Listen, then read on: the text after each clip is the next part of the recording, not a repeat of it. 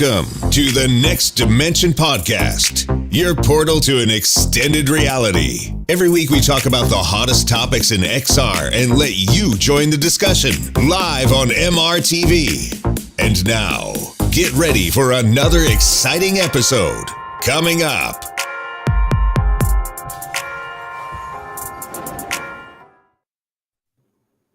Hi and welcome to Season 3, Episode 16 of the Next Dimension Podcast, your podcast that is all about VR and AR. And I'm happy to have her here with us again, Tetiana from Disco VR. How are you doing? Good morning. Hello, good morning. Good, wow, good, very late evening for you and Yeah, it is in for the Taiwan. viewers. Yeah, great to be here.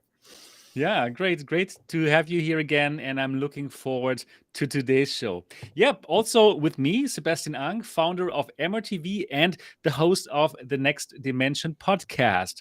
This podcast is live every Saturday, and it's also available as an audio podcast. So for all of you who want to listen to this while working, for example, and that's a good idea, I think, you can do so, and you can find us everywhere where you can find podcasts. And if you really enjoy this show, then it would be amazing if you would give us a 5-star review on iTunes or Spotify, wherever you can rate us. That would be amazing because then more people could find us. Yes, so I am very much looking forward to today's show. We are going to talk about the PlayStation VR 2 again. Yeah, we have to talk about it. It's still a super We will hot never topic. not talk about it. Okay. Yeah, exactly. It's important. It's going to establish itself very well among VR, and it has already. And we are going to simply talk about our last weeks with it, right? What have we been playing? What are our thoughts now? What about this kind of blurry controversy? Like, some people think it's super blurry, other people love it. So what's the deal? We're going to talk about that here in today's show, and also about some games. Like, for example, Aces of Thunder has been announced. This is flight action sim, so bad that our own Steve is not here today to talk about it, right? If Where you're is he? watching it Steve, here, Steve, if you're there in the come chat, here. we need you. We need you to talk about You're this. good. Exactly. Also, we're going to talk about the Quest Pro, and they have a quite substantial price drop from $1,500 to $999. Wow. So is it worth it now? We're going to discuss this in this show. So that is really interesting. Also, of course, we have other topics. Like, for example, we're going to talk about Pimax. And this year, the Pimax Crystal. I had been using it for quite a while now. And, well, my preview should go live tomorrow. But still, I do want to spoil myself a bit, my own video a bit, and let you know a bit about my thoughts. Like, my Patreons, they know already most of the stuff that I will say, but I will drop some bits here today as well. So that should be pretty interesting.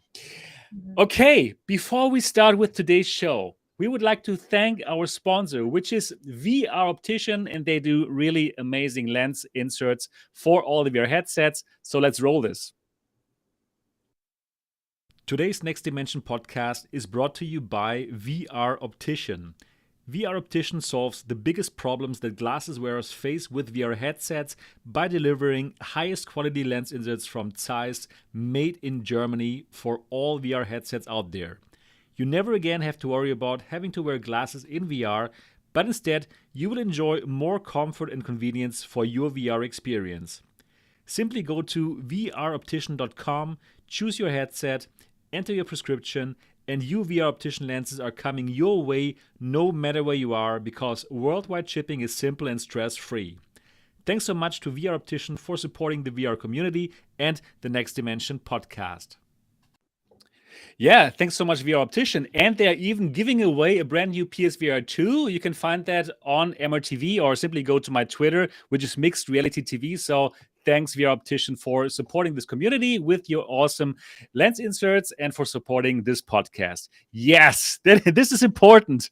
This is really important. And by the way, if you are a business and if you want to get in front of the VR community, I think the Next Dimension podcast is pretty amazing, a pretty amazing place to do so. So if you're interested in that, simply get in touch with me, for example, or also with Tetiana. You can find our connections down in the description of this video. Yes. Yeah, really good. Really good. Okay. Now, before we get into the topics, I would like to know from you, Tetiana, what did you do in the last week or weeks? Play PSVR 2 pretty much. Yeah, okay. Yeah. Isn't that what You're we've all right. been You're right. doing? Yeah, I've it's been busy time, but I did find some time to kind of play with PSVR 2 some more. And as I was experiencing different games there, I kind of was also looking for things that maybe I didn't know before, or maybe other people would find useful. So after maybe almost 2 weeks of playing with that headset, I actually managed to sort of compile the most, I don't know, maybe useful bits and pieces of info that would be really great for newbies to know. And I made someone called it like a Swiss Army knife video for everything PSVR 2 related. And I'm a very structured person, and I like very clear structure in everything I do, including my videos. So I thought, okay, 20 tips is so much. And I thought that it would make sense to kind of group them all together into, topics. So there are some things related to actual PSVR 2 settings, and then there are ones that are related to games and in-game settings, and then there are component practicality tips. So that actually is something that we will talk about today, right? The blurriness or not blurriness, sweet spot, and all of that, and how to get it to the best quality you can squeeze out of PSVR 2. That is something definitely very important for new users, because first impression matters, and for many users, PSVR 2 is the very first VR experience they will have. And I don't think PlayStation did a very good job onboarding them with that. Oh, you're so right. I totally agree with you. Yeah, it's a little bit disappointing. I was definitely expecting something like Quest type of first steps, but we don't see that. But anyway, lots of Gran Turismo 7, some Horizon, and I tried another game called Altair Breaker, which is a multiplayer sword smacking game. It's really fun to play with some friends. But yeah, honestly, Gran Turismo is kind of overtaking so far, very surprisingly, probably because of how easy it is to get into it. It's amazing how it sucks you in, even as a non-racer, right? Like it totally got me. Never in my life would I think that it would be the game that I play most on PS4 2 would be a VR racing game. I never would have thought that would happen, but it's happening. I already made 2 videos about it, and I'm going to live stream it. So it's like it's taking over my channel a little bit. But I promise more games are coming as well. Many more are in the works, including a horror game. Oh no. Yep. Not Resident Evil, a different one. Okay. Yep. Yeah, good. Yeah, looking forward to see that on your channel. Nice. Which, by the way, is called Disco VR. People should totally subscribe to it. The link is down in the description of this video and of this podcast. So do check it out. It is absolutely worth it. Thank you. And what about you? What were your weeks all about? Yeah, it was good. It was really good. It was non-VR related, first of all. So I was having a little vacation with my wife. I married my wife here again in Taiwan, and we went for a little holiday, for a little trip together to Vietnam. Oh my goodness. It was so good. It was so unbelievably good. I did post some pictures and a little video on my Instagram, which you can also find at Mixed Reality TV if you want to see that. see me in a kayak telling people about, Kayak Mirage in real life. yeah, if that real thing is as good as the kayak Mirage thing. And yeah, it's nearly as good as the kayak Mirage thing. But you could not as easily restart the level. But yeah, anyways, we had a great time. We had an amazing time in Vietnam. So if any of you have the chance to go there, I can highly recommend it. 1 hour massage, $6. Do I need to say more? It was just so good, and super enjoyed the food there, the Vietnamese noodle soups, everything. We had total blast and simply enjoyed it a lot. Yes. But now we're back, and now it's back to work. So I also did something VR related. So also, just like you, GT7, it's taking over my time. It is like stealing so much of my time. But no, I wouldn't say stealing, because I love it. I love every moment in it. So what I found out, I so much enjoy to hunt for the best times. When I see the other friends in that list, and I see, okay, this guy or Tetiana, she's like 5 milliseconds in front of me. I need to get that record. And I totally wanted more people to have that feeling, even if they don't have any online friends. So therefore, I started the GT7, the MRTV GT7 challenge. And it's a challenge that is still running until tomorrow, until Sunday, and people could still take part in it. And it is about playing one of the levels, of the license levels, B10. And I also saw your time there, like 25 seconds or so. I have like a much better time than you, Tetiana, I have to tell you, like much better. And yeah, so it's all about that time. So if you're watching this right now, if you have a PlayStation VR 2, if you have GT7, join us. You have time until tomorrow. If you get the best time, then you can win the grand prize, and the grand prize is 150 euros, sponsored by MRTV. And with that money, you can buy lots of games and lots of other cool stuff. So go for it. It's so fun. Check out my video on how to join. And Tetiana, I truly hope that you will improve your best time. It's just okay, you know? Okay, I will try. I do not have that competitive gene that you are talking about. Oh, you because don't? You really? What I Wow. do, I play like races, and I go through all these mini quests, getting the cars and Yeah, like that's fun too. progressing, That's like fun going to too. that cafe, like what you got for me now? What am I gonna do Yeah, right. now? Right. Whenever I play those races, it doesn't actually show friends Okay. results there. It Go to only the shows them license. when you Right, I do get it. license. But I already did license. I don't want to do license. I want to do like other, countries.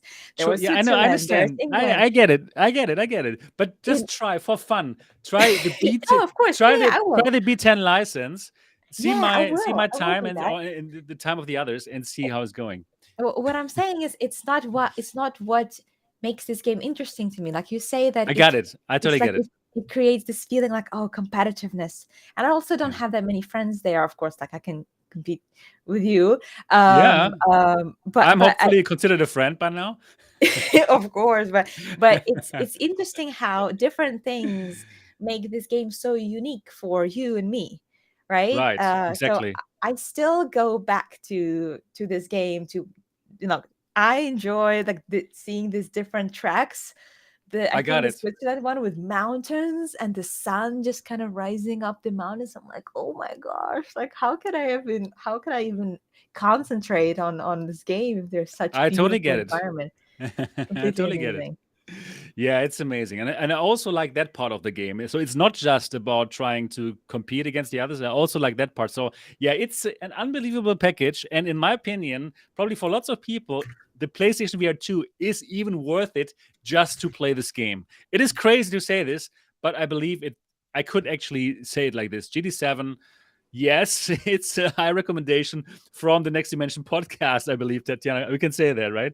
So, Yeah, the so Next that is Dimension crazy. podcast recommended. I mean, if two regular hosts can stop playing it, then I think it's safe to say that we recommend it. Absolutely.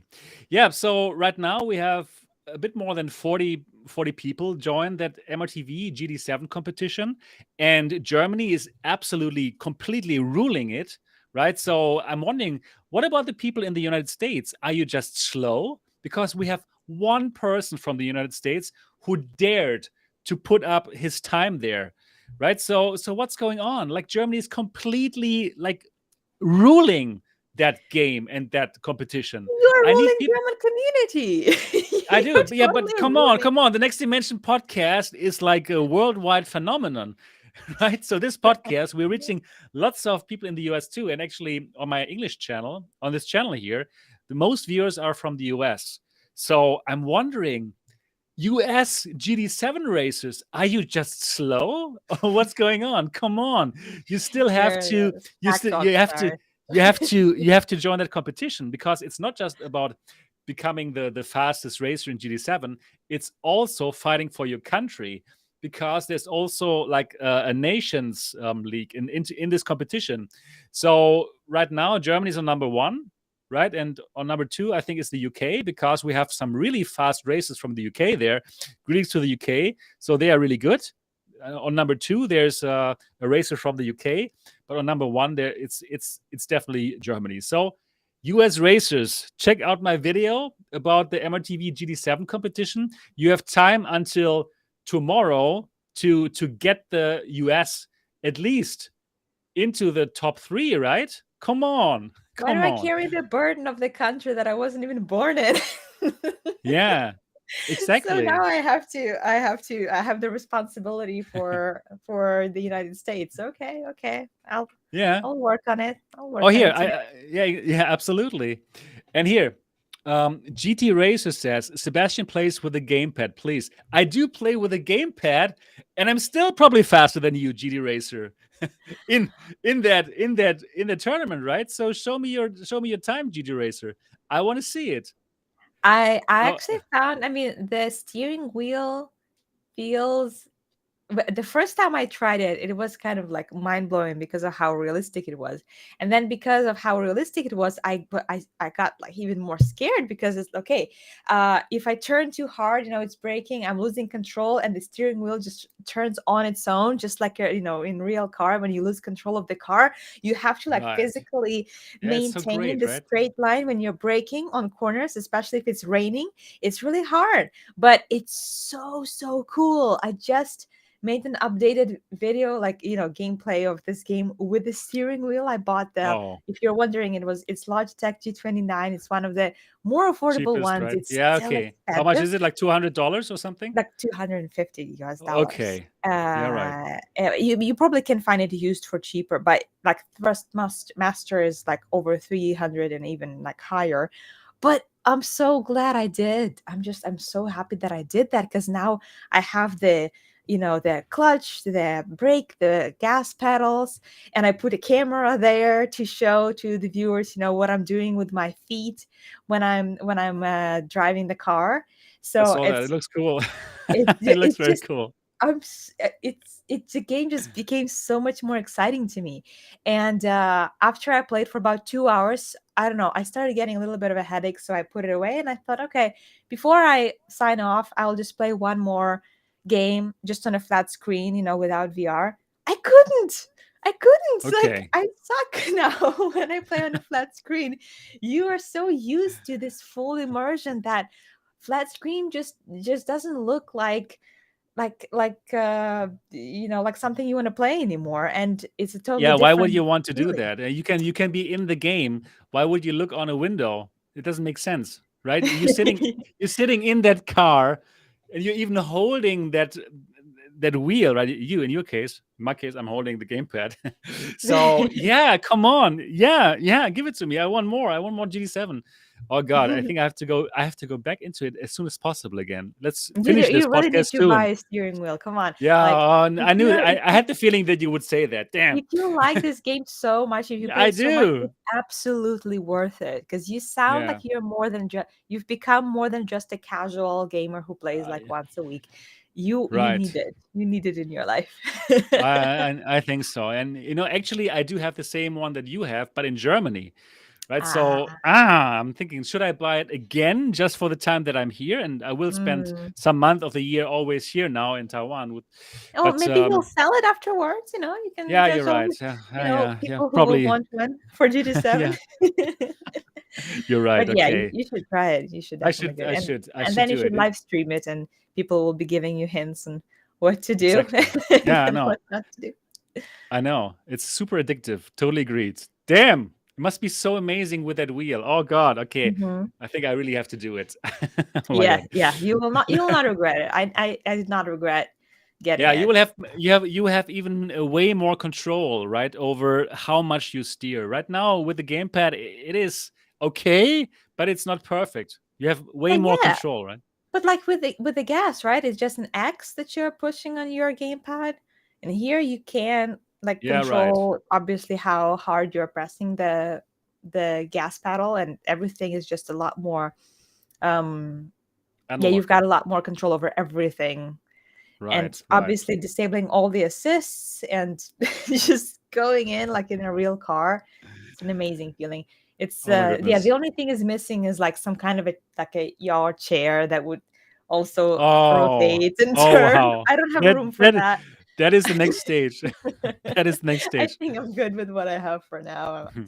Definitely going to keep me going. Who knows? Who knows? But you also got the wheel. So probably the motion seat is the next thing you're going to go for. Maybe. Yeah, yeah, no, Yeah. it's great. And if you are, whoever's in the chat, still like you see with Sebastian, just the gamepad, the dual sense controller, it still works. Like if you don't have the means to buy it, you're not really, I mean, you are missing out a little, but I'm sure that this is still a great experience. The first time I tried GT7 was just with the dual sense controller, and I had so much Right. fun. So I, I, s- it's I still still have. great.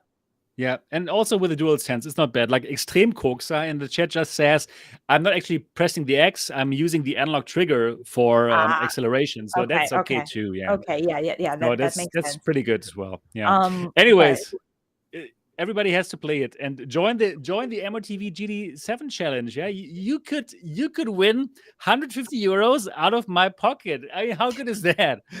And you could show it to the Germans that you are faster, right? So go for it. Go for it. We need more US people to join. So check it out. Let me quickly continue with my week and with the other videos that I did before we can go to the topics. So I also made a video about 5 tips for the PSVR 2, like every yeah. self-respecting YouTuber has to do. So for me, it was how to fix blurry PSVR 2. We're going to talk about this in a moment, right? About this topic, if we think it's blurry or probably not. Who knows? And yeah, then I did another video about PlayStation VR 2 versus Quest 2 and Pico 4, which VR headset to buy, VR buying guide for beginners. Because beginners who have no idea about VR, who want to join now, I think that is the question that they are going to ask themselves. Should I go for the PSVR 2 if I already have the PlayStation 5, or should I go for the Quest 2? Right, or for the Pico 4 if they're in Europe. So in this video, I kind of tell them all the differences between the headsets and what they should go for. And honestly speaking, there's like good points for and again against the PSVR 2, but also great points for the Quest 2 still, right? And also against it. So it really depends on what is important for each person out of you. But yeah, I really like the PSVR 2. So I absolutely recommended it to them, especially if they have a PlayStation 5. Then, in my opinion, it is kind of a no-brainer to go for it. Yeah, then I made a video about giving away a PlayStation VR 2, courtesy of your Optician. So if you haven't joined that giveaway, do it, because with these giveaways, actually you have like a huge chance of winning it. It's totally better than the lottery. And even if that landing page says like, okay, like 20,000 tickets already have been used or something, actually behind that number, it's probably like 500 people who have joined, right? So if you join now, you have a probability of 1 to 500 or so to get that PlayStation VR 2 if you go for all the tickets. So do it. It's a really good chance to win the PSVR 2. So go for it. Yes, giving away PSVR 2s here on MRTV. Really good. Yep. Then other than that, I made another video about the AMVR versus the Geek VR facial cover for the Pico 4. Also something that you can check out if you enjoy the Pico 4. And other than that, yeah, I was playing GT7 and I was checking out the Crystal and doing some videos for the Patreons. That would be a nice comparison. Oh, you're right. You're right. I will do that probably. Like, I was thinking probably I could do a through the lens video comparison between the Pico 4 between the PSVR 2 and the Crystal. That might be pretty cool. That might be pretty interesting. Mhm. Yeah, you're right.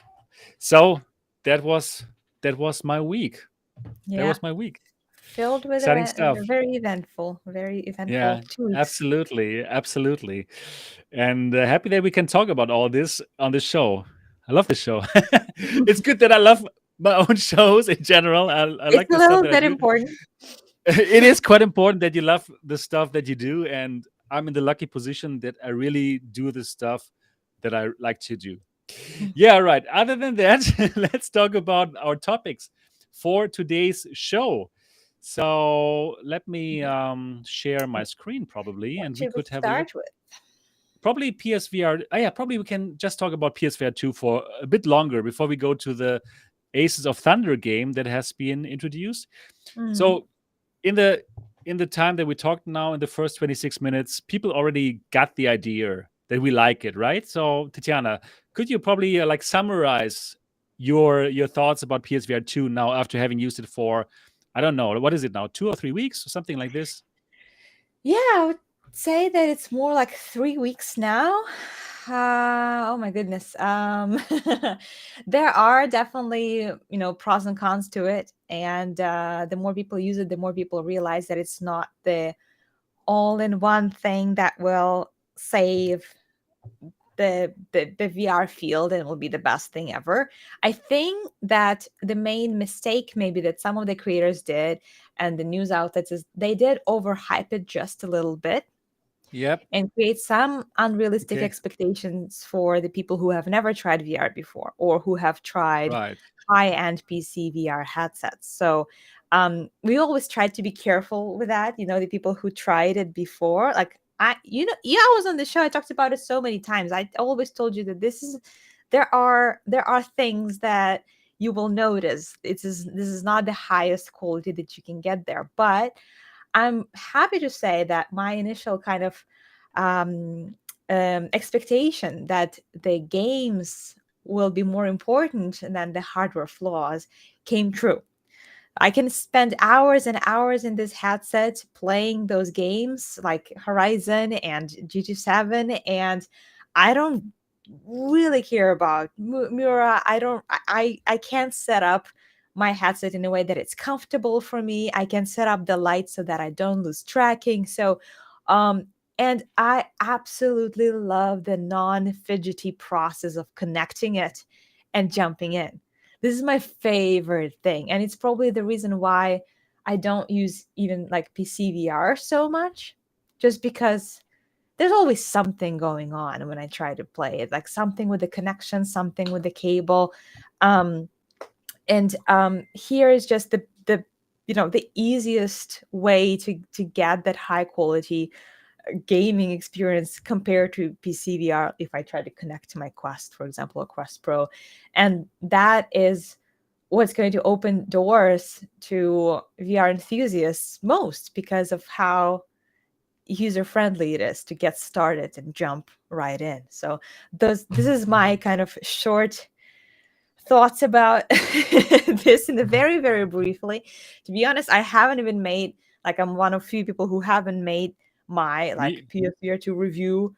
Same here. Yeah, Same here. because it takes time, and but this is kind of the general thoughts that I have about it. I really love it. But we can talk about more details if you want to jump more Right. into more specifics later on. Yeah. Yeah. I also would totally agree to what you said. So I'm also one of the few people who hasn't made the official PSVR 2 review, but now I'm getting to a stage where I truly understand the device and what it brings to the table. And I would also agree with what you said. So yes, it is probably not the best in terms of graphics and visual fidelity, for sure, no, right? But it brings so much fun to the table. It's Yep. just about this fun part. I haven't had as much fun as I had in VR, like Y- with Yep. this device. And I've You know, heard this I'm from so many creators that yeah, for some reason, so many creators are saying, no, this is not the best graphics. I've seen better. But for some reason, I've never had so much. I don't remember having so much fun playing games. Like it reignited my passion for VR, and you can hear that how is the it. creators. No, really, you totally got it. This part, like reigniting the passion. Like, I'm always kind of full with passion in general, right? But it went a bit down over the last couple of years because it was mostly all of the same stuff, like Quest 2 games, which is okay, right? But now suddenly there's something like Horizon, and it even first of all, it looks totally great. Actually, the game does look great. I think it looks fantastic. It is one of the best looking games. And the PlayStation VR 2, even though it doesn't have the best specs, it delivers where it wants to deliver, like with that high Mhm. brightness, with the colors, and then with that haptic feedback, which Yep. does make a huge difference, which does add so much, right? That rumble on your head, that Mhm. trigger, that force feedback trigger, and all that comes together and creates a package which I can just describe as fun. Fun in VR, simply fun in VR. And that is going to be like the gist of the MRTV review that I will put out there one fine day. I will tell people, yes, get this device. It might not have the latest specs, but it's a fantastic compromise and it will bring jaw dropping VR fun into your life. Yep. Yep. That's it. And I will tell people about the shortcomings too, for sure. So for sure there's other headsets which don't have as much, Mura for sure, right? And who have not as much god rays because of pancake lenses and so on and so forth. But being able to deliver this kind of package and igniting this kind of fun in someone like me who has seen it all, and it's true, right? I've truly seen them all. That means something. So Yep. yeah, I can truly wholeheartedly recommend it to people, and I'm sure they will have an amazing time out there. Yeah, that's going to be the gist of my Yep. review. Yeah. Fair enough. Fair enough. Yeah. I did see people being a little bit disappointed with that as a result of this overhype, where they did Yeah, okay, expect I get it. I totally get it. Yep. same images they saw, like see on the screen. But then again, they probably haven't tried PSVR 1, because that, what you see there in VR is so different from what you see on the screen. And PSVR 2 is coming a lot closer to that image, Right. actually. Like, Yes. when you play something like Horizon, with those colors, and it still looks amazing. You if you've never seen anything like that before, then it is going to blow your mind. Like, I do It believe that. will. Even for us, it blew our mind when we were first in there and saw that and felt that. So yes. So Mhm. and I also think it's about expectations, and I agree with you. If I am a person who had never been in VR before, and then I hear from people and they think it's just super super amazing, and of course you would probably feel like, hey, 4K, so it should probably look like my 4K screen. And then they put it on, and wow, the first thing they see is like some text, some white text on the black background. Like, this is how Sony introduces them, and that is looks bad, right? It has god rays, it has chromatic aberrations, the text, so really bad first second experience. Mhm. So yeah, I totally understand why people would think like, okay, that's not what I expected. It looks blurry, and in that moment, Yeah. I get it. I get it when people say it looks blurry when they see it for the first time, right? That Yep. that white text on the black background and stuff. So therefore, it's important, I believe, to make these videos like, hey, 5 tips to fix your blurry PSVR 2. And like in my video, for example, if people watch it, I will explain to them like, hey, this is supposed this is not supposed to look like your 4K screen. We are not there yet. We are still in the early years of that technology, and it is going to look better in the future. But right now, you simply have to take care of things like getting the IPD right, being in the sweet spot. There is a sweet spot where everything will look better. Getting your eyes as close as possible to the lenses will help, and so on and so forth. And yeah, then they will understand better. There are even some like much simpler things that you can do that people simply forget, like Cleaning the even lenses, right? people forget to wipe their lenses Yeah, before yeah, they okay, you're start, right. like your eyelashes, your skin, like it's all there, it's all sitting there. After you imagine the lens has been so close to your eyes for 2 hours and you expect them to be crystal clear the next time you put on your headset. No, wipe your lenses before you put it on. That should be the rule number one. And Exactly. obviously getting the right fit on your head. That's something that people neglect, and also bears importance. So there are several components to it, clean lenses, right fit, IPD, eye tracking. You miss one component, you don't get the perfect experience. Absolutely. So, therefore, I think it's important to educate newcomers, make those videos that we do, and also talk about these things in a podcast like this.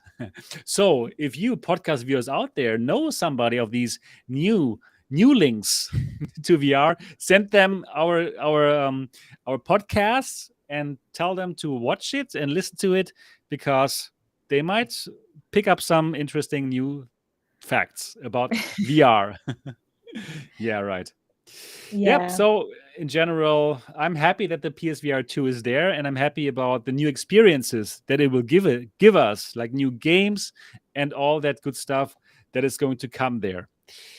Yep. So let's talk about the new game that has been introduced. So let me just share with our viewers the Road to VR article, and we can go through it and then learn something about this game. So here we go. Let me share this.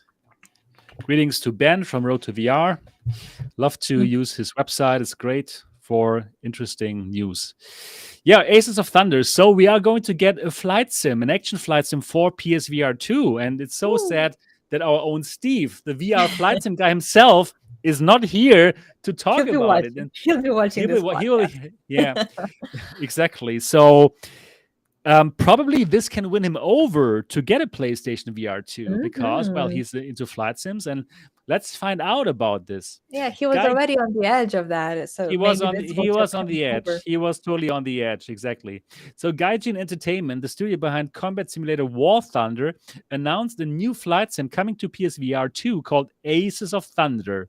The online game is set to focus on World War II planes such as the American fighter P-51 Mustang and British Spitfire. However, future add-ons are planned to bring combat aircraft from other eras, Gaijin says. It's set to feature competitive online battles, including modes like team versus team. Wow, cool, in the air. Ooh. How cool must this be, right? Like, just think about it. Like, wow.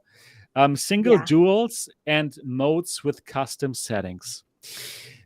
Yeah. I'm curious now about how the controllers will work.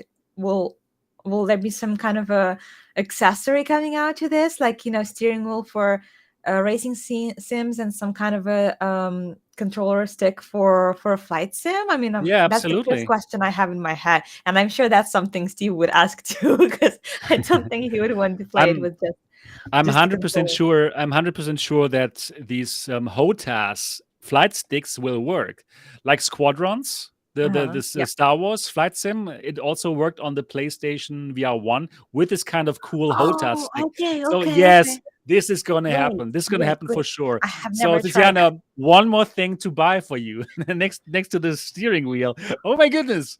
Yes. Actually, I made a video. Yeah. Just spending Woo! thousands of dollars Spending, on spending, everything. yeah, spending all that money. PSVR 2 is turning much more expensive than initially I thought it would be. Yeah, Oh spending boy. all these dollars. that we But earn that's what here. you need to get, if it's the Sims that you're into and you want to get the most realistic experience, that's what you have to get, right? I mean, we were just talking Yeah, about how much more immersion steering wheel brings to you. right. And No. this HOTAS, it also brings lots of immersion, and it's not so expensive. There are quite good ones that you can get for, I think, even under 100 euros. Like, so that will be fine. Yep. Mhm. Okay. Yeah. Exactly. I have one. I'll try. I'll try if it works with PSVR 2. Okay. Oh. Yeah. What else was So there that's in the article? I exactly. interrupted you. Sorry about that. I got excited Yeah, I because am I excited didn't too. expect the flight sim to be releasing so soon. Like I knew that there would be one at some point, but um uh but I thought Yeah, that let me go. it would take Let me longer. keep on going through the article. So here we go.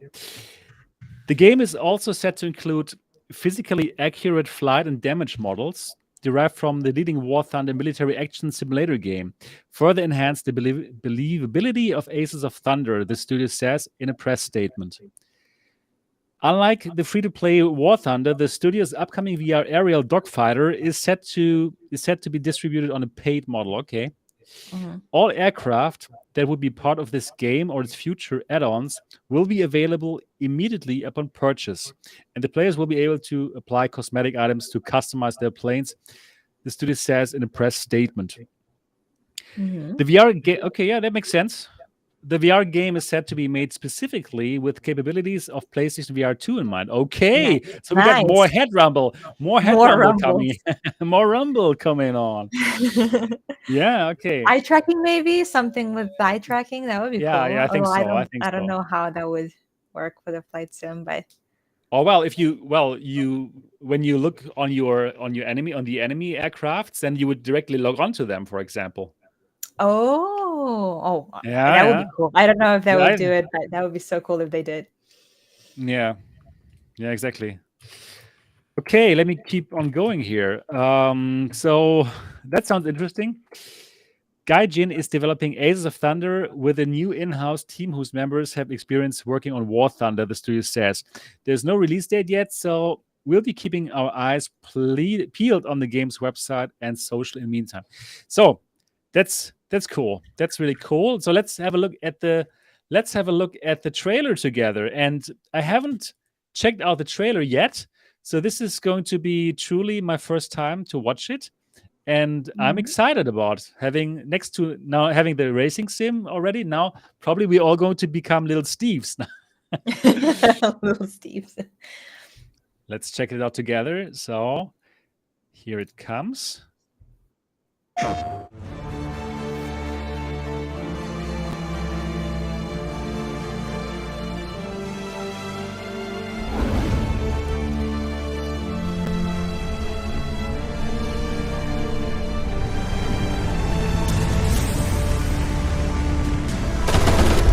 Oh,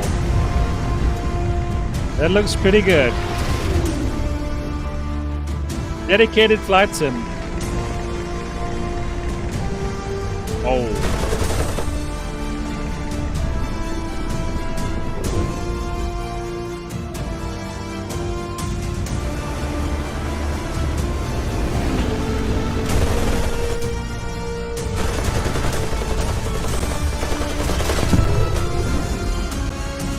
Man, oh my god.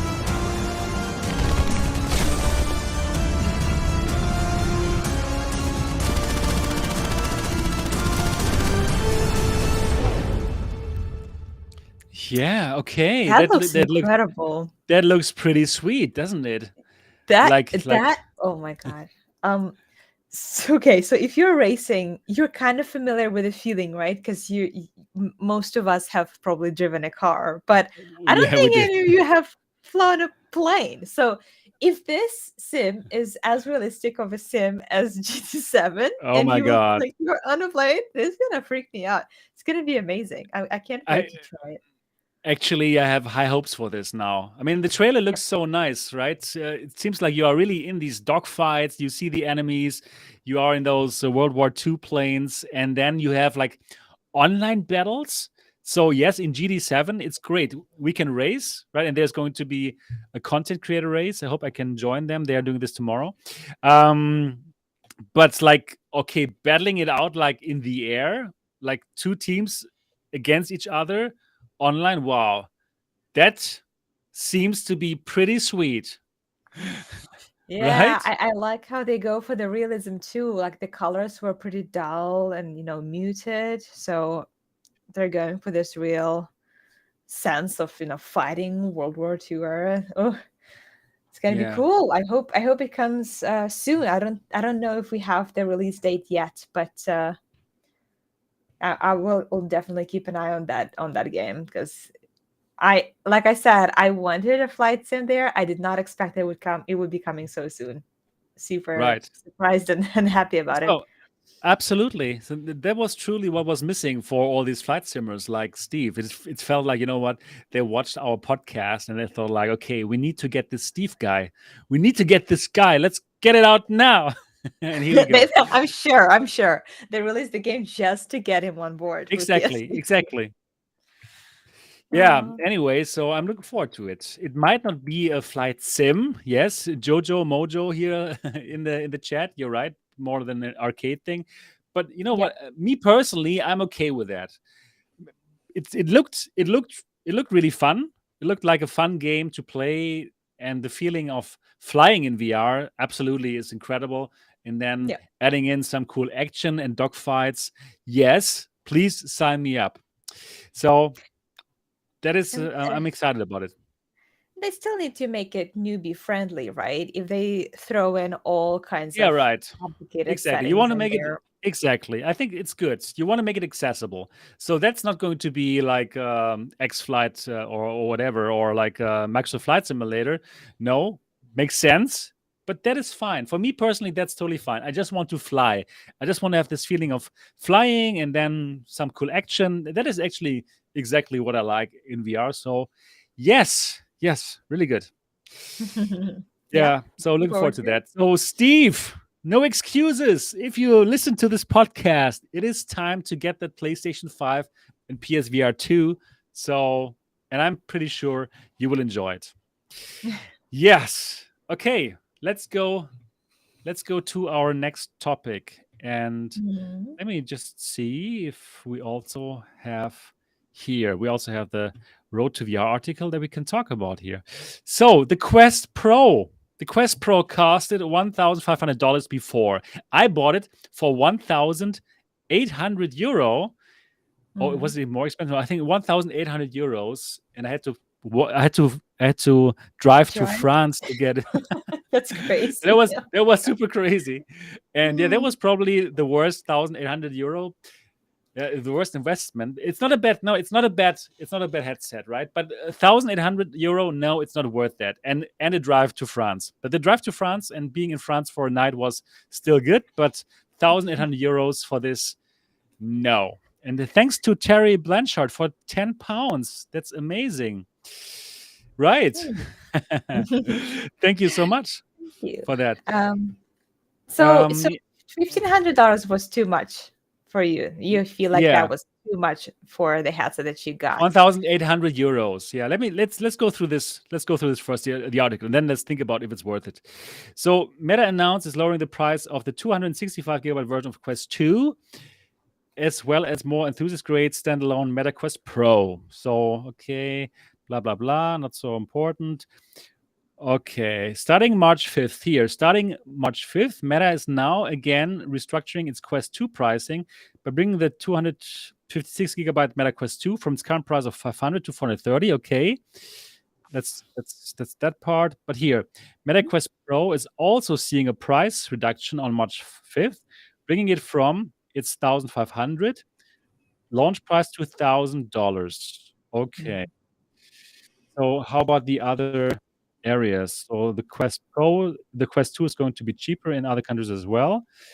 And Quest Pro's price will take effect in US and Canada, and in March 15th in all of the other countries. Okay. Okay. So we don't see the price drop in Europe, I guess. Exactly. I haven't seen it yet, but on March 15th, we're going to see that price drop also in the other countries, also in Germany and the other European countries. Mhm. Okay. Yeah. So now let's talk about it. So indeed, I would definitely say I could not recommend anyone to buy the Quest Pro for a price of 1,800 who's just into playing games. We talked about Mhm. this before, right? For developers who need the Quest Pro in order to develop that amazing mixed reality apps for the Quest 3, right? It makes so much sense. No, come on, right? Of course, you're using it to make money. So 1,800 euro or $1,500 or whatever makes sense. But for those Yeah. people who bought it, who wanted to buy it because they want a better Quest 2 in order to play the current set of games with the Quest Pro and getting these better controllers and getting better lenses and these kind of stuff, I don't think that 1,800 euros is worth it. Absolutely. And I think you also had the same feelings about the US dollar price, right? Well, I think that's how they marketed this headset.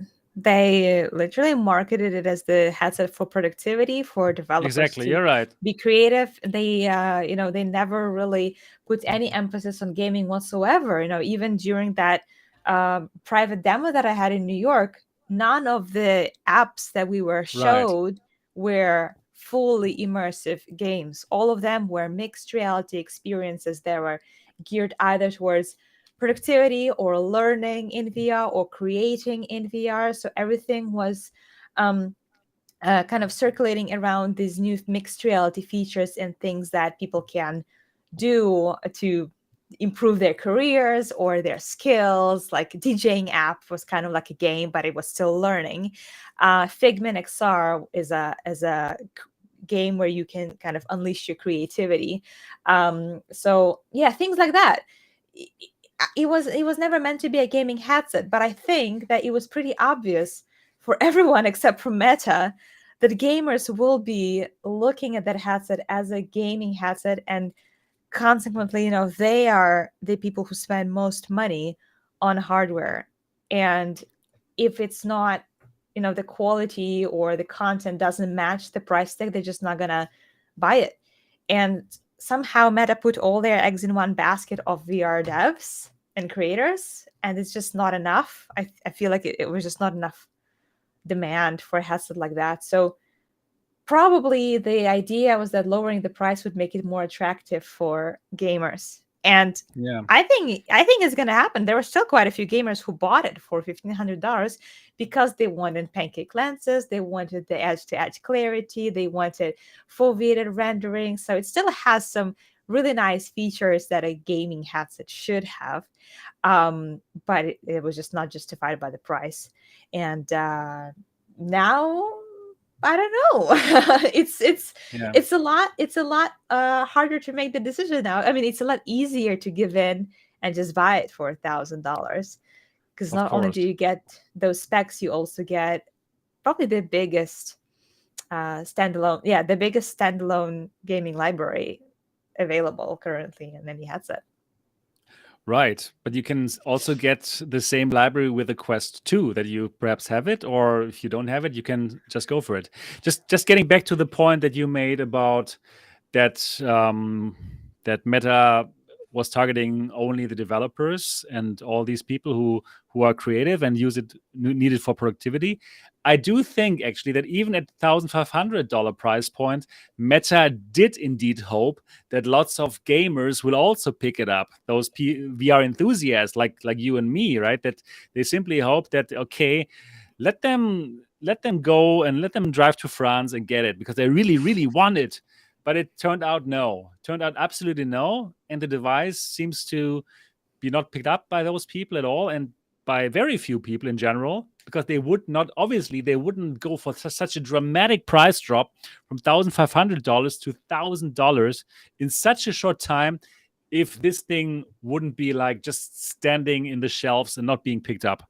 So I think it's a Mhm. total disaster, first of all, in terms of sales numbers, the device. And it's just like now they are trying to do some kind of damage control by trying to get this out as soon as possible, because this device is going to be like poison for them when the Quest 3 is out, because nobody's The- going to pick up the Quest. Nobody's going to pick.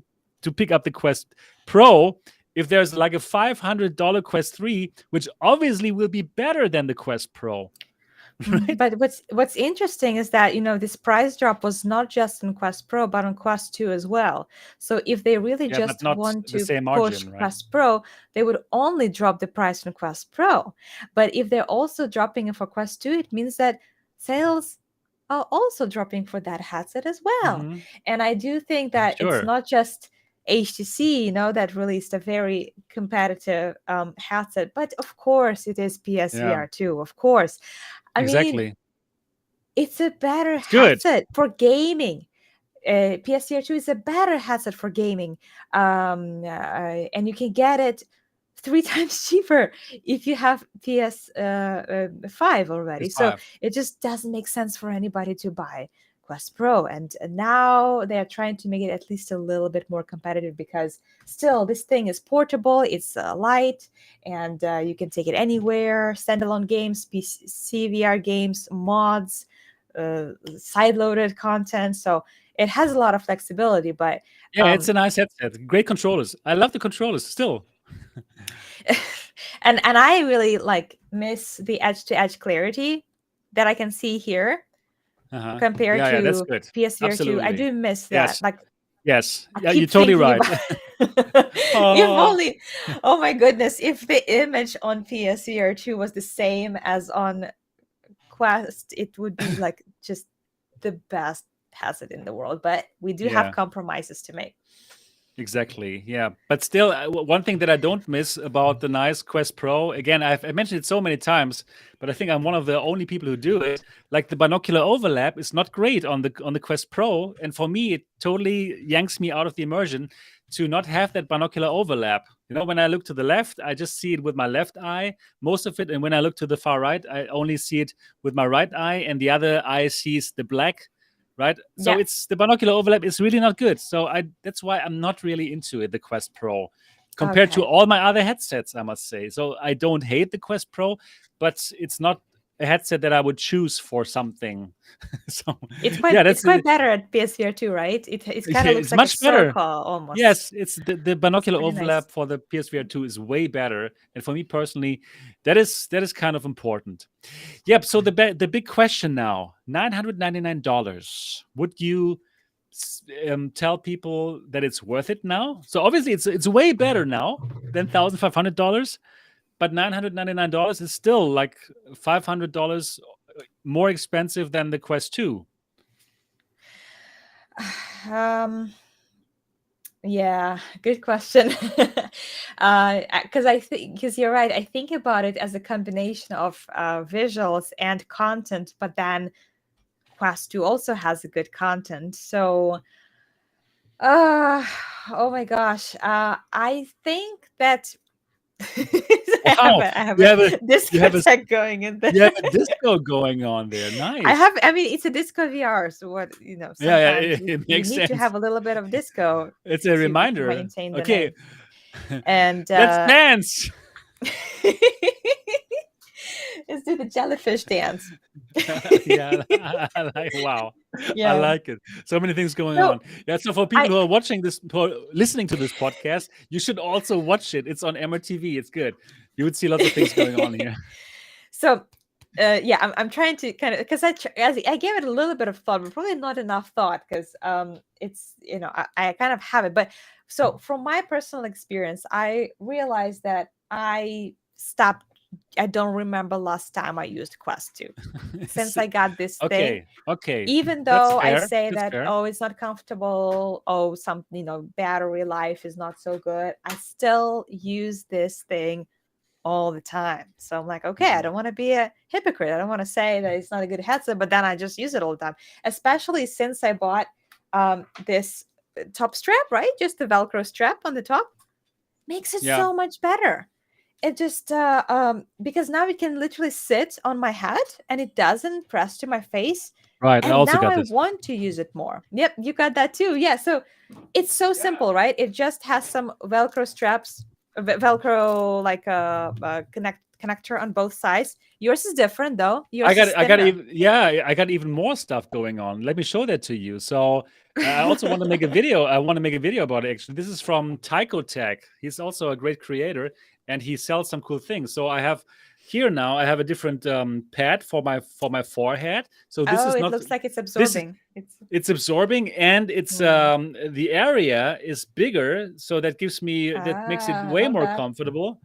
And Not bad. also I got the middle strap going on here, so it's way better now. Actually, now the comfort is really good. Yep. But you shouldn't. But it's said that we have to like mod it, right, to get there. Yeah. No, it shouldn't be like that. Not for that shouldn't be like money. that. I don't know why you have to do this because it's so simple. Like it's so easy. And full disclosure, I even use this thing on PSVR 2. Oh, really? Well, for It that I works. don't need it. Oh, really? You know Well, what? it looks like we're so close together here now, right now. High five. High five for them. So surprisingly, some people find it very uncomfortable, which is weird. The PSVR right? 2? Mm-hmm. Oh, wow. And I can even drop a name, and it's a name that everybody here probably knows, Matt from BMF. Ooh. Oh, Matt from BMF, really? He says he cannot play it for longer than 30 seconds. He gets terrible headaches because of the fit on his head. Yes. Okay. And I recommended him using this, but he'll be looking for some mods. So basically, strangely enough, some headsets, that have the halo design or something, or that sit, without the top strap, can still cause discomfort in some users. And I don't really feel that much discomfort, but I find this cushion on the PSVR 2, so it's in a different room, leaving a mark on my forehead because I have sensitive skin. So even if I don't like physically feel the pain or anything, I remove it and I look in the mirror and go, "Oh wow!"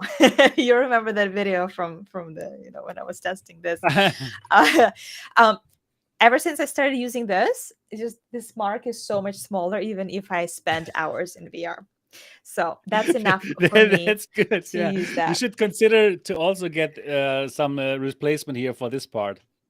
Oh yeah, but I was talking about PSVR 2. Oh, like look at this. We're so close. Is this again? Yeah, my head is. Your head is big. Yeah. Oh. Your head is big. You're like, look how tiny my head. Oh wow.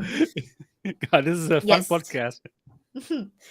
Yeah. So essentially, I with the clarity though, and the colors that are popping, and local the colors are great. Yes, it's great. The visuals are so much better. Yeah, you're right. The visuals are better, but not many games are actually using the foveated rendering and the local dimming, right? Because it's not on a driver level. Like the developers really have to actively implement it into their games. And why would they do it for like 20 people?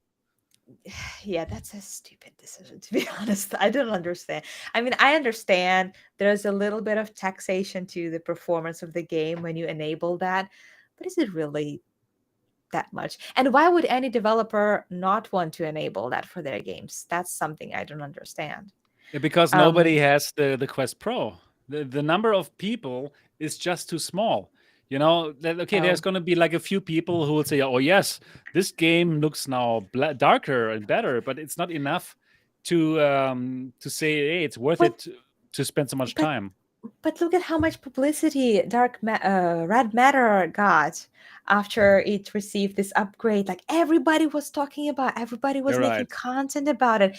Even if someone doesn't have Quest Pro, if anything, it puts the name on the radar of VR owners. Like, I don't know. Yeah, That's just something easy to do. It would be cool. It would be good.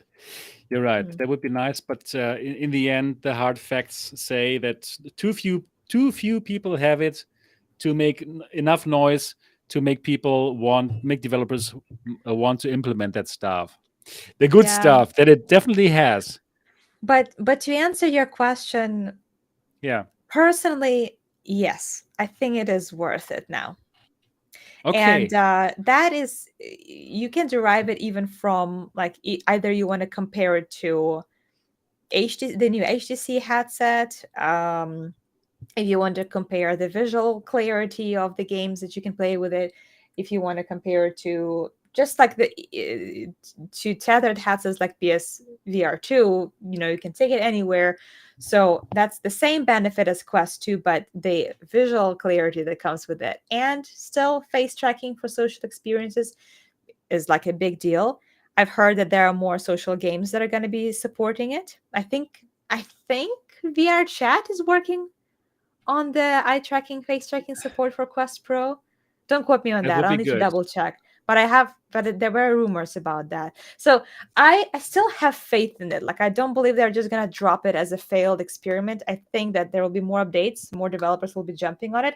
Hopefully, with the price drop, more people will choose to get this more portable option, Right. and that will encourage more developers to do things with it. So it's definitely a much more attractive device now. And again, I use it all the time now. Yeah, So right. I prefer, like, it's more comfortable now for me to wear than Quest 2.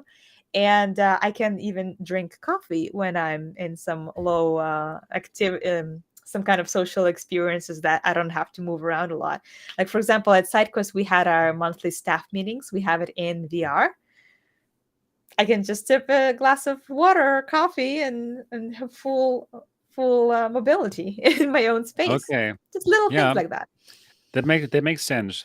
I also don't think it's a failure because it's just like one milestone on the way to the perfect headset.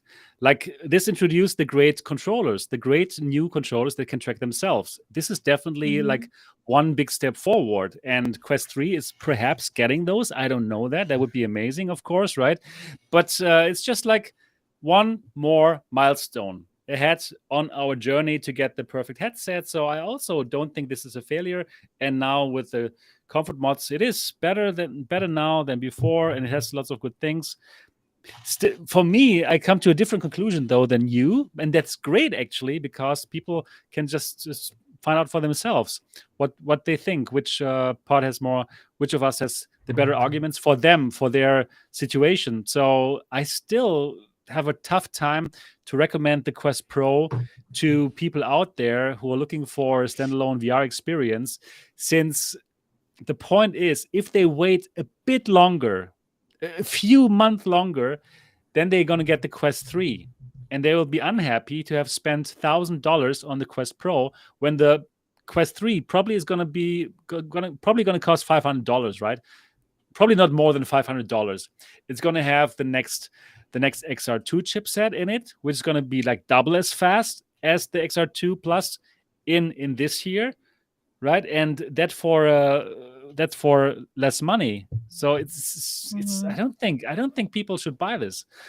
Honestly speaking, it's not a bad headset. No, it's not a bad headset. But if you want to have this kind of a PC streaming experience, you can go for the Pico 4 if you're in Europe, and it's gonna give you a better experience than the Quest Pro. And if you're in the States, you can go for the Quest 2, which is like $430. And yes, it is not as good, but it's not $500 worse, than the Quest Pro. I see your both. point here. Yeah, I also see your point. Essentially, when they were introducing this headset, they said that it's the first headset in the new line of like the new direction they're going. So they have a gaming line, which is Quest and Quest 2, and they have a more of a mixed reality productivity line, which is Quest Pro. So with that in mind, we go back to this like notion that this is just not a headset for gaming, and they never promoted any games on it, and that's what gamers desperately want. So with that, I do agree with you. Quest 3 is going to be the new headset in the line of gaming headsets from Meta, so it will make sense. But then why are they dropping the price? Is it because the developers don't want to buy it either? I don't know. I truly think next to VR YouTubers, not many people are picking up this thing. Yeah, but yeah, it's It's interesting because the competition is tougher for them now. We started back like 2-3 years ago when Quest 2 was just starting, and it was so uncontested. Everyone was making Quest 2 videos. Everybody jumped on this new hot thing, and now there's Not just me. so much going on. Then it's Yeah. so much more difficult for them. I love it. Yeah, I Because love. they had I it so truly, easy. I truly love it. I truly love it that there's real competition now. But because really, honestly, you can pay $1,000 for the Quest Pro, or Mhm. you can get a PlayStation VR 2 and a PlayStation 5. Okay, not exactly, but Yeah. in that ballpark.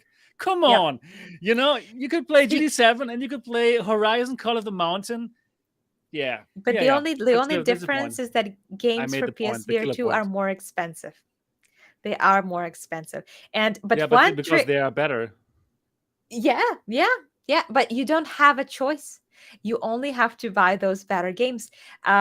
With the standalone headsets, you have an option to get more free games, free demos, sideload Yeah, content, and just like experimental titles. So there's a more flexibility there, and of course, like game mods. So that's a big argument I see in the community, that why would you buy a PlayStation VR 2 if you can't mod anything? But well, it's just you can play it's just GT7 and have just the best time of your life. Probably that might be the answer. it's interesting how there are different groups of I people who know. prefer different things. So I really don't see the point of there to be this kind of argument which one is better. They obviously cater to completely different groups of gamers. So Yes, I think it's a that's why. beautiful thing. That's why also I said in my video about the PlayStation VR 2 against the Quest 2, I didn't say like, oh yeah, Quest 2 sucks. No, the Quest 2 absolutely has its great uses too, especially for beginners who don't want to buy a PlayStation 5, right? To simply want to dab their toes into VR for the first time. And in my video, I said like, Mhm. yes, the Quest 2 is doing that for you. You can play Beat Saber perfectly all day long with it. You can bring the headset to all places. You can bring it over to a friend and show them VR. It's great. Yeah, yeah. So really, this is not going to be okay, it's A or B, and I'm on team A and team B sucks. No, Yeah, I'm on team and that VR. Well, I love it. I'm on team VR. Who is on team VR? Please yeah, hashtag team everybody. VR now. And I'm truly on team VR. That's the point. let's not forget that one of the most attractive things about VR for new people, especially if they are not gamers, is fitness. Oh And yes. no matter how much you like PSVR 2, it's not a fitness headset. Like, you don't really work out with it. I mean, you can be active in there and happen to work out if you play some, Beat Saber with it. But I still think that standalone headsets beat it in that battle. If you want fitness games, if you want something just to spruce up your workout routine, then it's the standalone headsets that are Yeah. taking Yes, that over with makes that. sense. Absolutely. I would not want to We be should have active. all. I don't want to make my PS2 all sweaty and gross. I would rather. You're I right. would rather. I was also thinking, should I play Les Mills Body Combat in that sacred PSVR 2, or should I probably just use my Pico 4 for it? Yeah, especially because there's more pads that you can kind of adjust to it. So again, that's Uh, another argument for Team VR Team rather VR. than Yeah, Team Quest or Team exactly. No, no, Pico really, or something. absolutely. We are Team VR. That's really the nice thing about this podcast. Really, it's about VR. It's not about, okay, I am on this team Meta, or I'm on team Pimax, or on team whatever. No, no, no. We love everything in that kind of area that we can put on our heads. It's pretty amazing. As long as you It's don't just amazing. work for any of those companies and on the Yeah, right. payroll with them, you don't have to Yeah, be right. on team team anything. Exactly. Exactly. We're not. That's a great thing. Yeah. Okay. So yeah. So from my honest point of view, I still cannot really recommend the Quest Pro, but Mhm. it's like a good headset, and I can understand it if people buy it for $1,000. I don't say if you buy this headset, you made a wrong decision. No, absolutely not. It's a great headset. It's a good headset, right? But I would not make that recommendation, the active recommendation, go for it now, because simply I have the Quest 3 in mind. You know what I mean? Yeah, I see your point. I mean, it completely makes sense because if we only take today, right? Is it worth today? Then maybe yes, if you can afford it. But thinking for the If you future, can afford it, in yes, future absolutely, go for investments, it. Right? yeah, Yes. that's a good point. And Like if you it's shit interesting how dollars, go for it.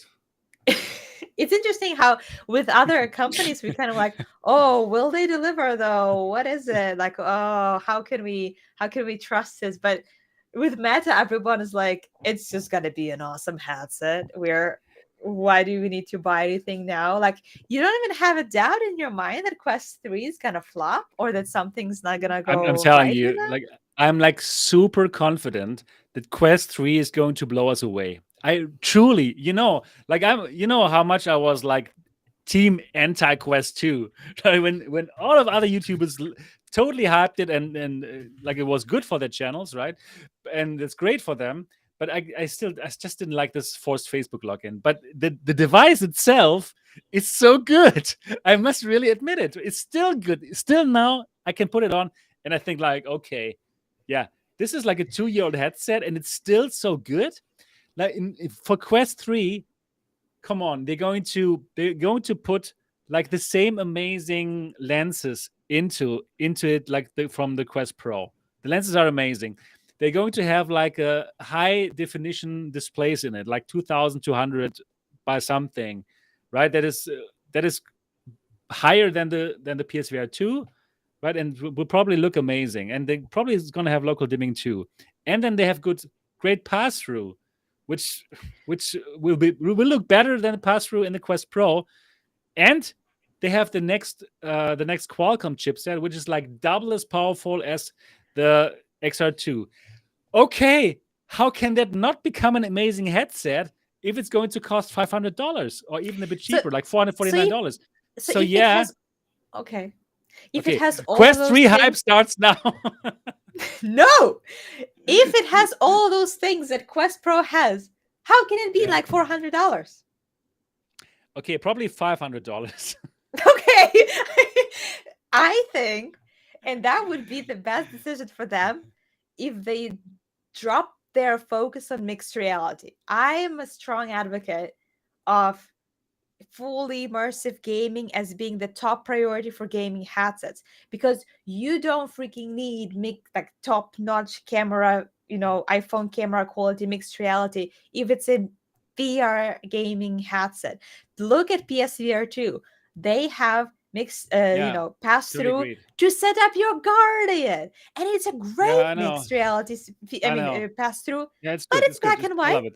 You don't need Yeah, it better. you're right. So I would be completely fine if their pass through is, well, I get it. I don't know. Now I'm spoiled. If their pass through is adequate, Okay. but it's the local dimming and the quality of lenses and resolution and things that make the actual VR gaming experience better that they need to focus on if they want this headset to succeed. Right. But you know what? There's still a difference between Sony and Meta. So for Sony, it's crystal clear. They are about gaming, gaming, and gaming. And it's beautiful that they have this focus, right? Because that's probably why we enjoy it so much. It's about gaming. But Meta, actually, they are not just a gaming company, not at all. They want the whole thing. They want the next game, the next platform. They want to own the next computing platform, right? They want to own spatial computing. They do not want to make the same mistake that they did with mobile. They missed the mobile train, right? They don't have a phone. They cannot. They're not in control of apps like Google is with Android and Apple is with the iPhone. So they want to make the next computing platform. They have a completely different goal than Sony. Sony is here to entertain us, which is amazing. But Meta, they have that huge lofty goal of making the next spatial computing platform, and therefore they need to introduce that mixed reality stuff right now, because their actual goal is to make glasses like that one that I'm wearing right now that can overlay our world with advertisements so they can make lots of money. It makes so much sense. It Mhm. makes that actually also obviously that's also what Google wants to do. That's the end game, right? Giving us Mhm. that glasses where they can see our environment and then directly put ads everywhere. Like when it makes sense, of course, right? So for them and for us as well. And we will love it. And that's what Meta is looking for. And therefore, the Quest 3 and all the headsets, they must start with that. They must start with that nice pass through.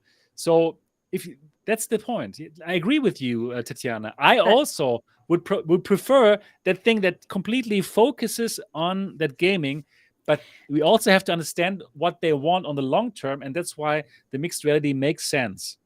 but okay, but they will have to drop something, right? Like you agree Yeah, that they will have to the drop something if controllers, it's the compared to controllers. Quest. I think the controllers, because the controllers themselves, those nice controllers from the Quest Pro, they alone cost $350, right?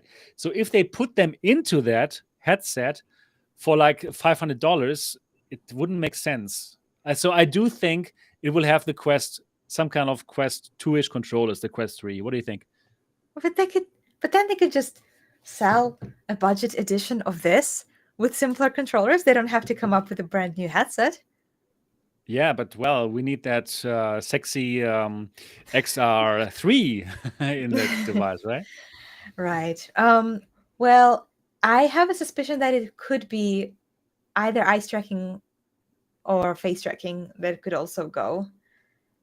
If they're Yeah, not yeah, really yeah. Agree, utilizing it for agree. games, Right, eye then why tracking. Like, have it? I don't really yes, see yes, people use it right now.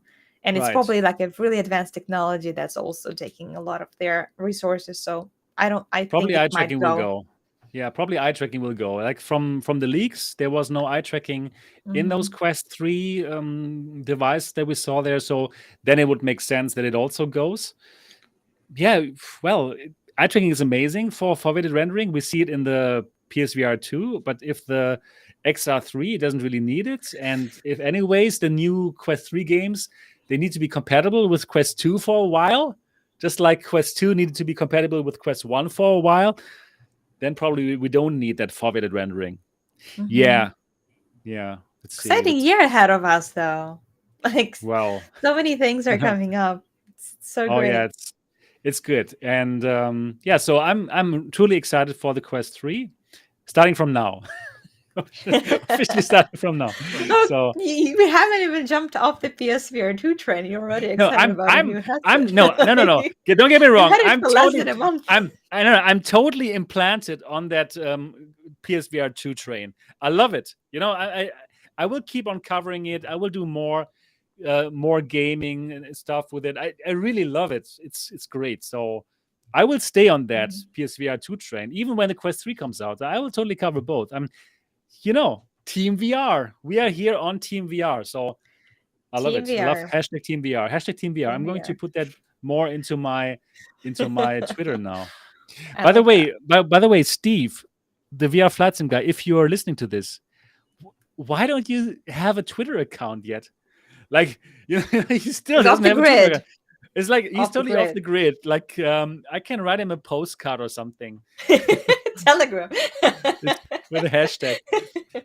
It's like he should totally join this whole Twitter thing. It's not Didn't he so new say like anymore. a year ago that he was gonna make one? I don't What know. I happened to don't know. that? No, he thinks like it's too much. He already is using that crazy Discord thing. So, so but Too much for an old man. it's useful. I must say, I think this Twitter is quite nice. Yeah, at Mixed Reality TV, if you want to follow me, and at Disco VR, right? Is it yours? Disco VR, Tetiana. Disco VR, exactly. So totally try that out, and you can directly talk with us. It's pretty amazing. Yeah, anywhere, no matter where you are in the world. Wow, this internet thing, great. Yeah, so yep, that is Quest 3. We didn't even plan to talk about it, but it makes sense when talking about the Quest Pro, right? To mention that, yeah, very soon there's going to be the Quest 3 later this year, and all of us are going to buy it. I know it already. Yeah. You're gonna extend your shelf. We're gonna extend the shelf Yeah, for all the headsets of we have. course we will. Of course. Yeah, let's see. That's going to be exciting. Yep, let's go to our next and last topic, which is Pimax. So yeah, that's quite a few interesting Pimax things to talk about it. So let's start with this Road to VR article. Pimax aims to attract VR devs with 100% revenue share and a 100,000 game fund. So that sounds interesting, right? The 100% revenue share, because normally when developers put their games on the Meta store or any other store, normally 30% tax directly goes to Meta or to Steam or whatever. So Hmm. users of Pimax wide field of view headsets have always relied upon third-party stores like Steam VR for content. Correct. Now the company is looking to incentivize VR developers to publish their games on the new Pimax store. Makes sense because, well, this year the Pimax Crystal, it is also a standalone headset, and well, they are building their store right now. So Pimax quietly launched its PSVR content store in September, and that was for preparation of the reality headsets and the standalone Pimax Crystal, which I just showed you, and we're going to talk about it a bit more in this show. At the time, the company kicked off its store by advertising a program that would award its top 50 indie developers with cash incentives, along with choose your own approach to revenue split for those top 50, which would let those developers determine how much you would like to contribute to the store's success and what proportion you need for your own success. Interesting, very interesting kind of model. So How's that gonna following, work? yeah, They're yeah, gonna right. Well, ask their developers how much they will be willing to split. yeah, That's right. okay. That's interesting. But yeah, let's keep on going because some stuff has changed now. Following a 30 million Series C one funding round, congratulations, Pimax, that's cool. Announced earlier this month, the Beijing-based VR headset company. Sorry, Ben, they are not Beijing-based; they are Shanghai-based. So that's something that Ben should change in this article, has upped the ante by announcing 100% developer revenue split of Pimax store content. So that is really interesting, actually. So for developers who bring their games onto the Pimax store, they can keep 100% of the revenues. Wow. For contrast, Valve takes a 30% revenue cut from Steam, while Meta takes 30% from the Quest store, and 47.5% from content published through its own on Horizon Worlds platform. That is so terrible. Oh my goodness, that is so bad. It's crazy. Yeah. And also there's going to be a 100K fund for the stimulation of VR games. It's giving away 1,000 Pimax portal dev kits. Okay, blah, blah, blah. Well, Okay, it's nice. yeah, It looks interesting. like So they let's talk had about it. but they had the 30 million series founding round. I think that's what made them so generous then, because that was Yeah, not that was not the direction they were going. I know they were yeah, not right. going for they were going Yeah. for probably the same, if not higher cut than Steam.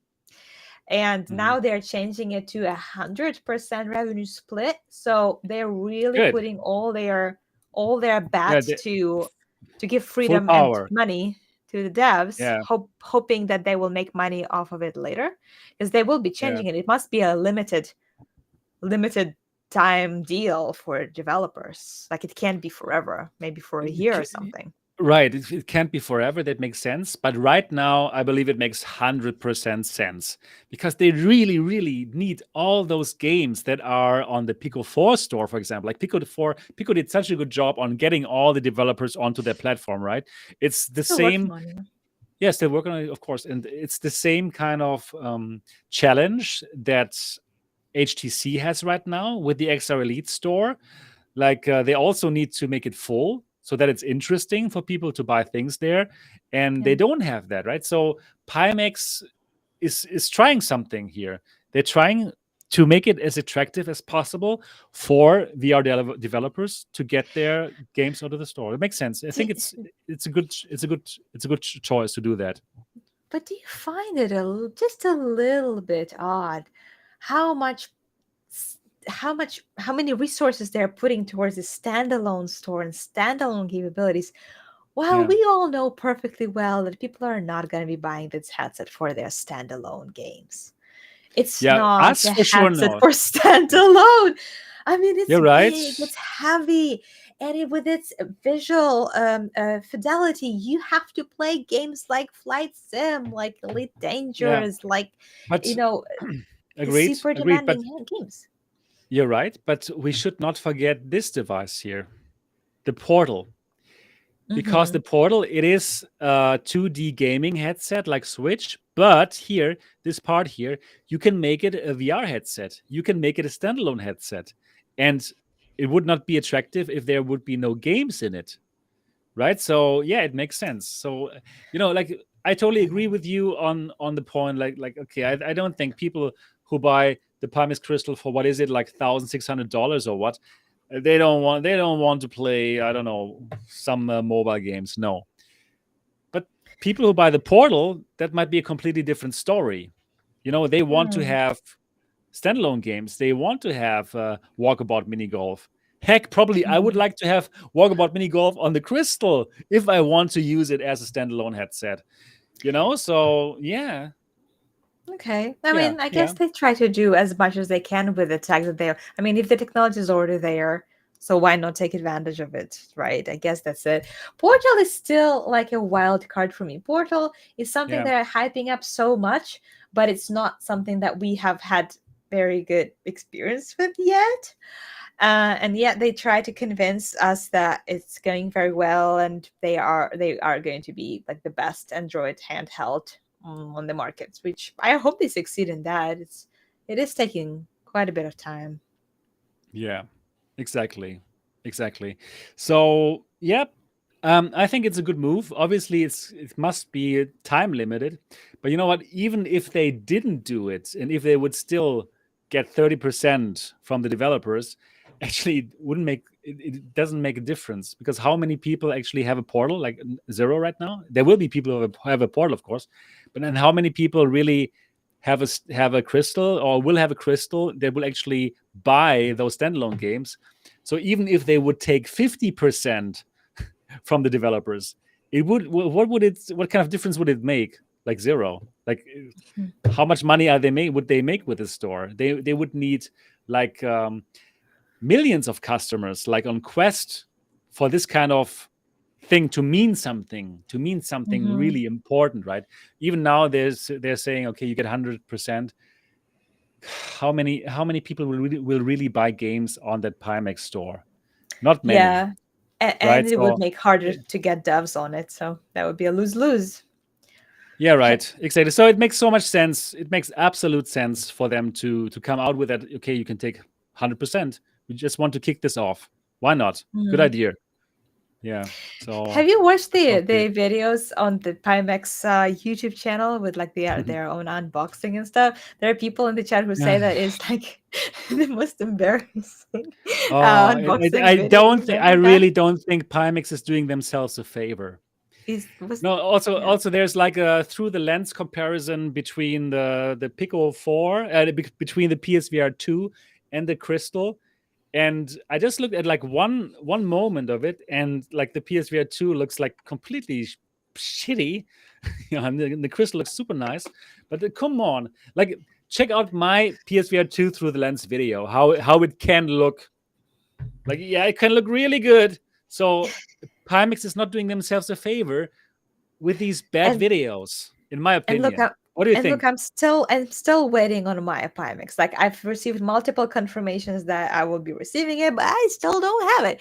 And Yeah, but bedazzles me that they would rather put out those extremely poor quality videos than send me the headset and actually do a good job showcasing this yeah. device, because I've done it in the past, and the reception's been great, and I agree with you, they're not doing themselves any service by No, they putting it should stop it. other than just creating the buzz so that people talk about it, because you see people talk about it, and if Yeah, they but think not in that the best ways. yeah, if they think that all publicity is good publicity, like, but No, I don't. but I that's don't not subscribe to that's not this a for VR case. headsets. No, not for VR That's headsets. not the No, no, case no. here. No, Yeah. no. So they shouldn't do it. I know. Well, let's hope Yeah. people will forget about it Yeah. after Exactly. more headsets come in the wild. But I'm still waiting. I'm Yeah. still waiting. But Pimax. there's going to be, obviously there's going to be more coverage from trusted from trusted channels like MRTV. Like, obviously, I'm having it, right? I didn't really have lots of time to go for it. Yeah, let me talk a bit about this now, about the Yeah. situation, about the Pimax crystal situation on MRTV. So yes, there will obviously be way more content about it. Unfortunately, I'm not here in the best condition to check it out because I'm here in Taiwan right now and not in my studio in Germany where I have like a beefy PC. Here I only have a mobile 3080 in a laptop, which is not really good enough to really check out this device. This device is so beefy with this 2880 by 2880 resolution per eye that the laptop is simply underpowered. It is super underpowered for that, and it would do nobody good if I use that laptop in order to make a final review on it, right? So no, that's simply not good enough. Therefore, I didn't really make lots of content with it. Also, I was doing lots of wedding related things. So no. Exactly. But still, I did check it out. Obviously, I checked out what I could check out on that laptop, and I did lots of videos on my Patreon about it.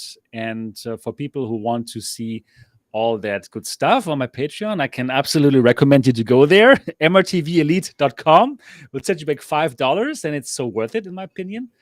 And then you can already check my direct first reactions on the crystal. But I'm going to do a public video. I'm looking forward.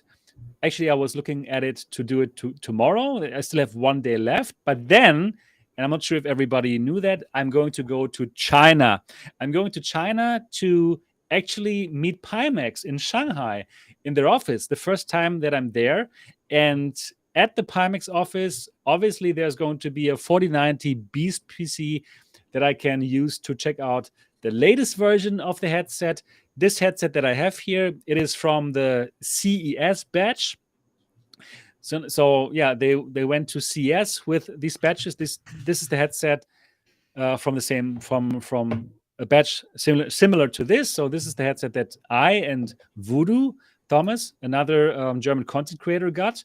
So in Shanghai next week, I will be able to check out the latest version of this headset. And there's even some differences to this headset. Like, for example, they have a new lens, which has a wider FOV than the one that I'm getting here. So actually, I already enjoyed this FOV. It is bigger than the normal headsets that we're using, like Quest Pro and Quest 2, right? But it's not as big as the old Pimax headsets, 8KX. right? 8KX, exactly. But honestly, like for me, I think this is good. Something like Index, but something like Index, but with a really amazing crystal clear picture. I like it. I personally like it, and I think it's great. But I also know that there's quite a few Pimax fans out there who want to have that super huge FOV.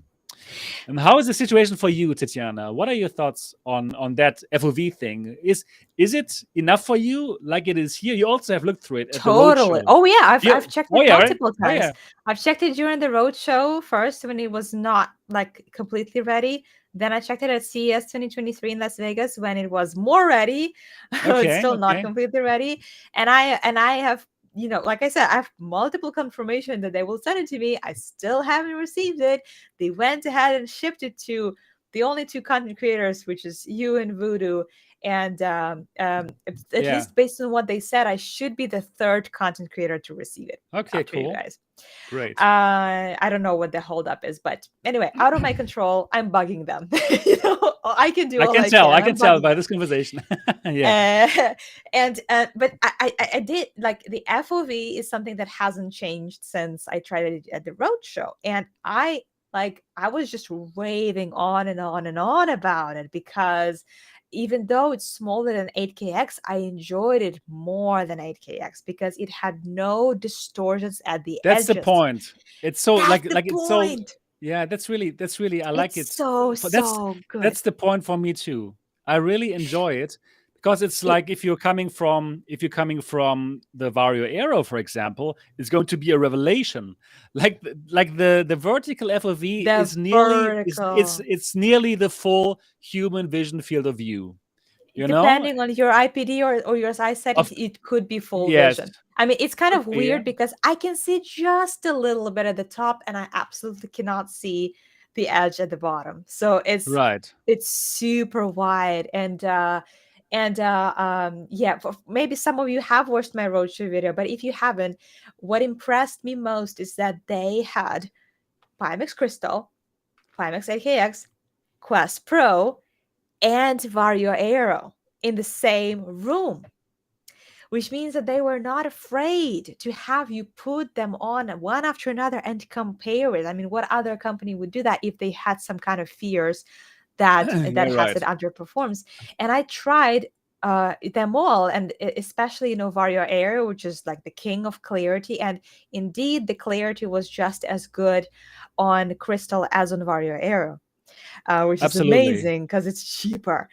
But the FOV, like, it's Yeah, like it's you're like staring at something like through a little square in Vario area. You cannot go back to smaller FOV, even if the clarity is so good. If you've tried Crystal, so I agreed. was starstruck by that clarity, and I'm really looking forward to playing with it because I have my 3090 right here. Yeah, that's good. That's going to do a good job, I think. Yeah, so I'll be very excited to try all kinds of games with it. Yeah, Yeah. So assuming I that all also the issues are fixed. Yeah. So I also absolutely enjoy the FOV that it already gives us, right? And well, in they told me that in Shanghai next week when I try it out, they even have like a new version where they put your face closer to the lenses by a different facial gasket, and they have special lenses which will give you like 10% more field of view horizontally. Okay, let me try that out. So here on my laptop, actually, I had to put down like the super sampling or the resolution to only 30% to make it run on my laptop. And still then it looked so good. Still with that resolution, it still looked really, really good. Mhm. So yes, in terms of the panel, that is truly a nice device. So yeah. And I wonder, I don't know if your headset have that. When I was at CES, they added a little switch they could turn on and off local dimming. Oh no, this And one I don't have it. so the local dimming, right? I'm sure everybody knows here. I'm used to, like, every time I mention something, I explain what it is on my channel because I have lots If of the people newbies. I don't know. have to do it here. So they had the little switch that they would show people what difference it makes when it's actually turned on, and you don't even have to compare to headsets like Vario Air that doesn't have local dimming. You can just see how those kind of grayish, brownish black turns into Right. pitch black. And it's so cool, especially for games that feature these high contrasts. Like I think it was my favorite game to try with it was Elite Dangerous, because you start in that cockpit that has little diagrams and some kind of like things in the space, because it's all black, but there are stars and there are holograms in front of you that are shining, and you can see those blacks contrasting with all those colors with incredible clarity too. Like, you don't see Yep. pixels and you don't see those little lines blend in together. It was the best thing ever. And people kind of accuse me of just overhyping it. Some even said that I was sponsored to say all the nice things, but I'm telling you, that is the best visual clarity I've seen in my life in VR.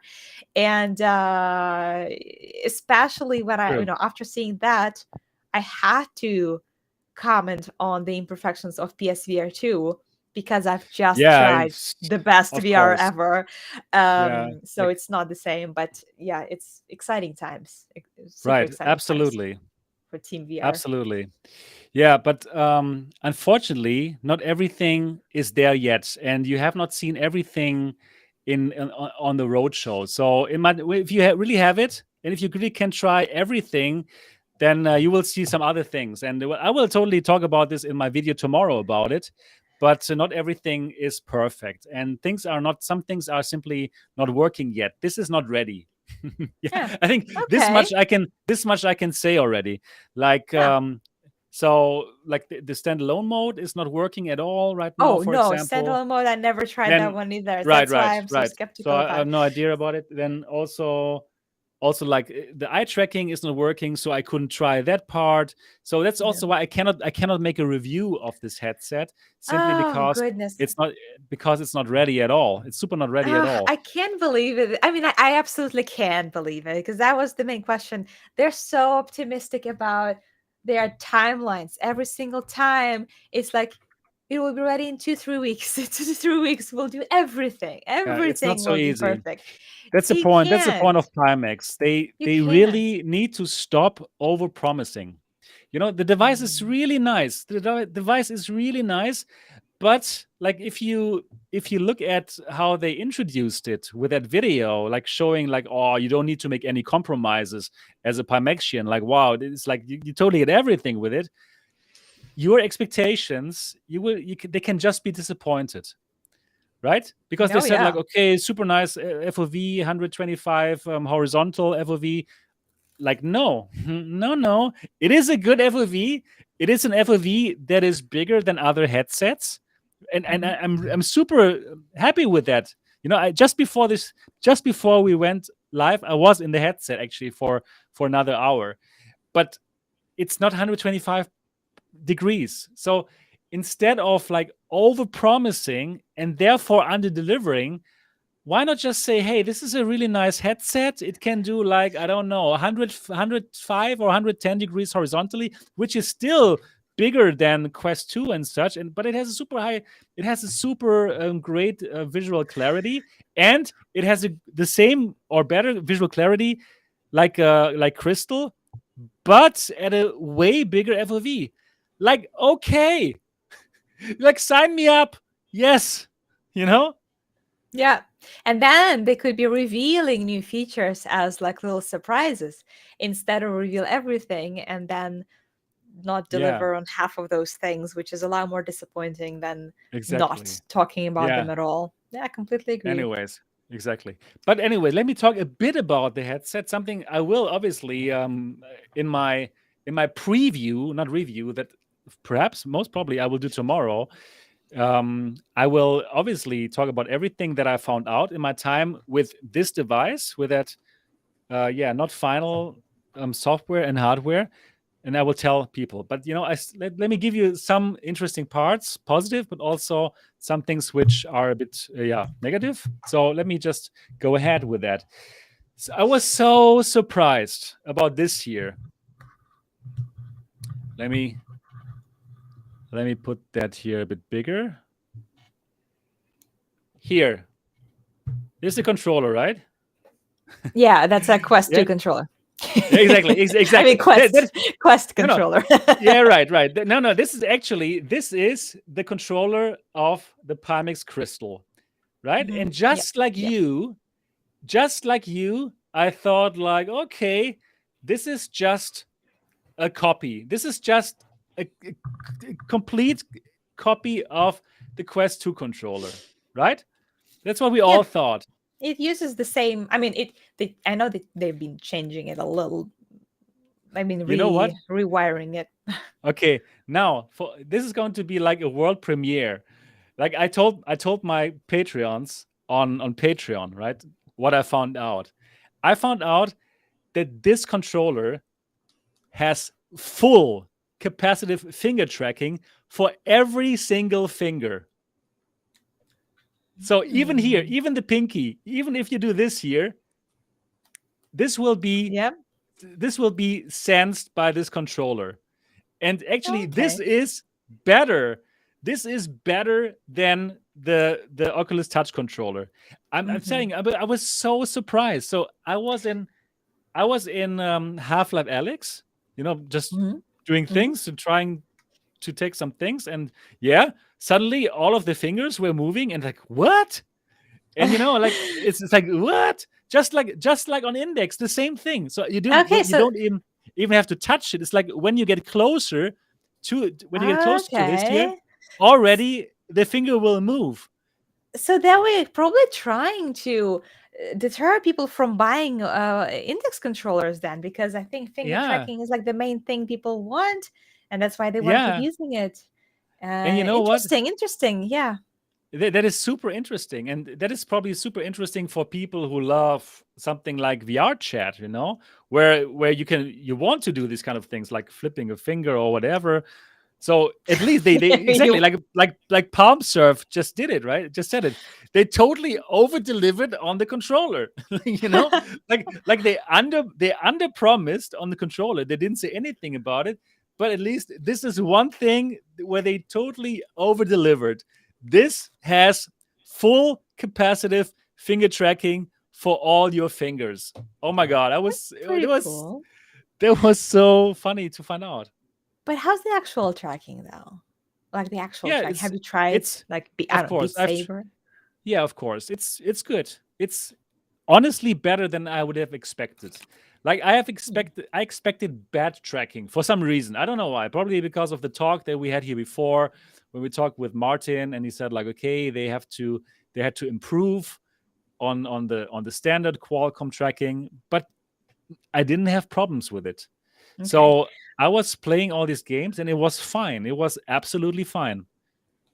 All Yeah. right, that's good to know because I the last time I tried it was when they let me try the Beat Saber on like expert, which is the ultimate test for controller tracking. Yeah, of course. And I did not finish that Okay. round. Yeah, I The didn't tracking wasn't play good it. enough. I didn't play it on expert. That's true. That's something that I should probably try.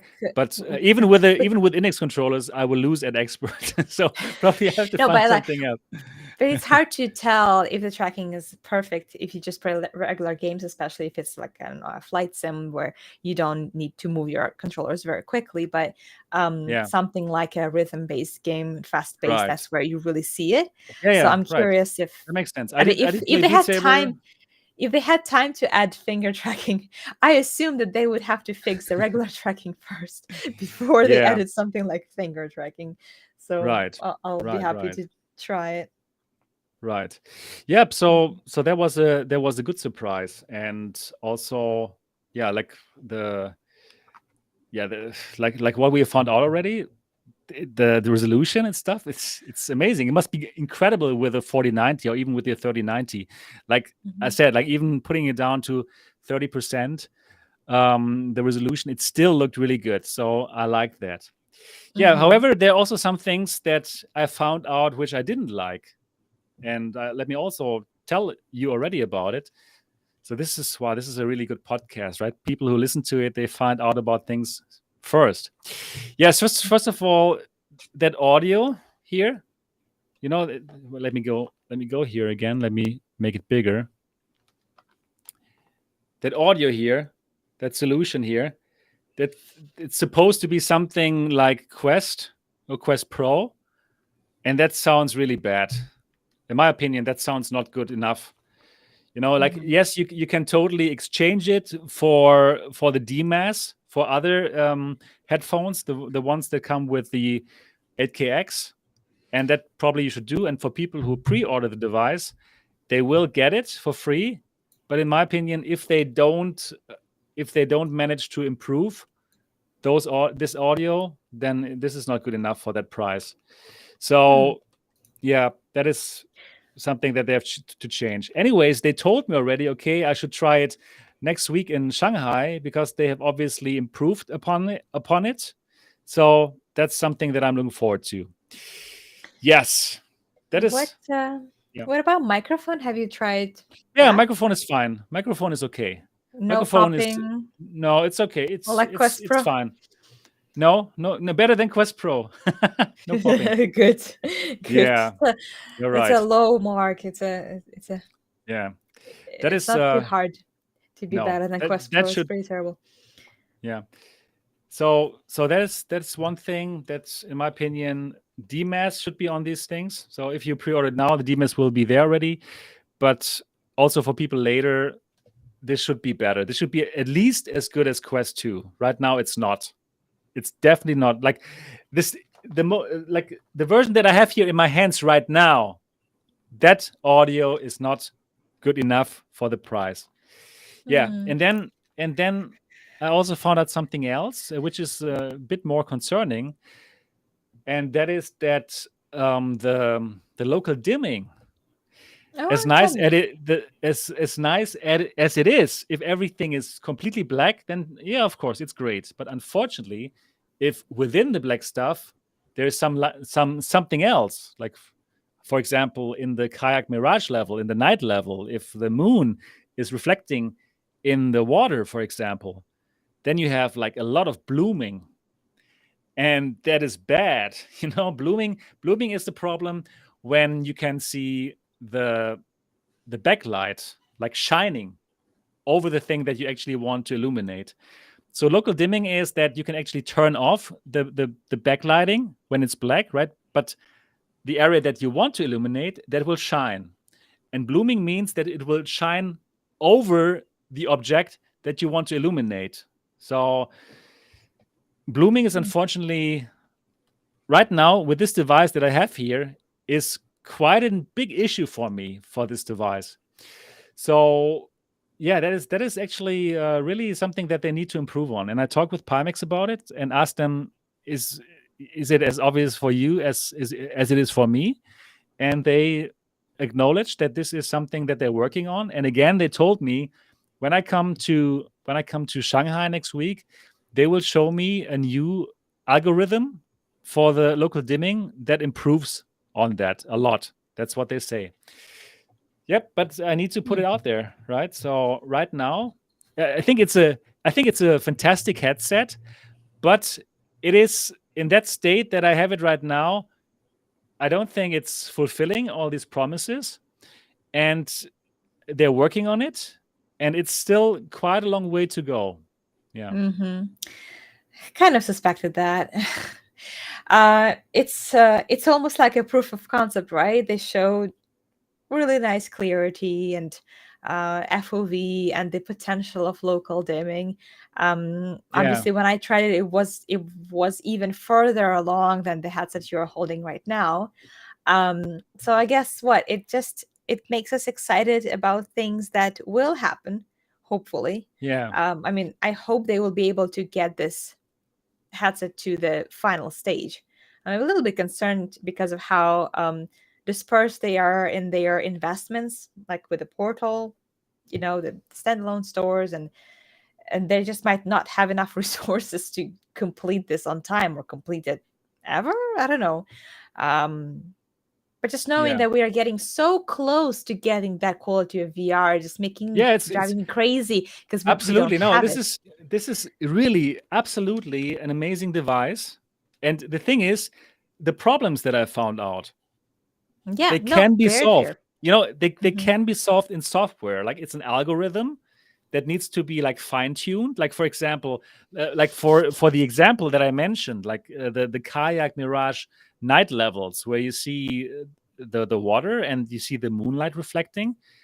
You have to exactly fine-tune, like when will the backlight start and when not. Mm, Like in this situation, they should not put on the backlight. It was too bright, and I thought like, oh, I'm suddenly completely in okay. fog. The blooming was Hmm. so bad that I couldn't enjoy the level anymore because it looked like I'm like going through thick fog. But it's truly So, only a matter of how you fine tune that local dimming algorithm. so help me understand. Is it because of that specific scene, like a very specific scenario of a Yeah, exactly. reflection that's No, no, not no. light but not dark? It's Yeah, kind of yeah. in It between. could be, but also in other scenes, like you are in a dark scene, you are in a completely dark scene, and then probably in some kind of horror game, but then something goes into that dark. Like for example, your hand, or you're holding a candle for some reason, and then you're going to see obviously the light of the candle, but around that, you will see something shining. The Yeah, no, it's not backlight. supposed to. Yeah, it's not Well, I supposed to wonder look like this. I wonder why I didn't see that when, when I was trying some experiences, there were super Yeah. fine lines, like very small kind of shining objects, but I could see them light up. I didn't see the halo you're Okay. talking about. I wonder why. it suddenly Yeah. happened. It must be Pro- messing it's, with it, something. it depends on also the game if it really has these kind of objects. Like for example, I played Half-Life Alyx, and there are some amazing, beautiful scenes, obviously, which are in the dark. And then I didn't feel like it, but it was more like okay, they were really just pure dark areas where you don't have this kind of problem. Yeah. Anyways, it's also a huge difference if you have the chance to look at it like for 30 minutes, or if you have it at home and you can really try all that games. I found it by mistake. Like I didn't see it for a long time, and then I turn on Kayak Mirage Night Levels, and then like wow, okay, there's a problem here. Okay. Yeah. So yeah. So they Well, they it's important they, for them they to have to work work on it. that they. Yeah, Yeah. it's important that they know that they have to work on it. I know that they They know. trust your opinions, and Yeah. that actually explains quite a bit why I haven't received my headset yet. They're probably fixing quite a few things before they keep sending it. But darn it, Yep. hate waiting. So yeah, I totally get it. But yeah, this can be so great in my opinion, right? It can be that headset that people want, but it's still a way to go. And for these things that I found out, I do believe that they can fix it in software though. So yeah. Right. So that's really the thing. Do you want OLED like in the PSVR 2? It's going to be amazing, and you will not have blooming, but then you have Mura, right? Or do you go for local dimming, and then you don't have Mura at all, but then you have blooming, right? So yeah, It will be a while until we get a headset with uncompromising quality. Yeah, it will Like take a while. But Indeed. probably sooner than we think. I mean, we've made such a long way in such a short time We in the did. VR field. We So I absolutely don't think did. I don't think we'll have to wait for much longer. Yeah, we are on a great way. And again, I do believe that this might be the headset that many PC VR enthusiasts have been waiting for. I'm optimistic. You know what? That's pretty exciting to say for me. Like for me, I'm the most optimistic about the Pimax Crystal as compared to all the other Pimax headsets that I've seen before. I think this could be their breakthrough headset. Really, I really think so for the enthusiast market. I think this is the headset that enthusiasts will want as soon as they have fixed the issues and made the software better.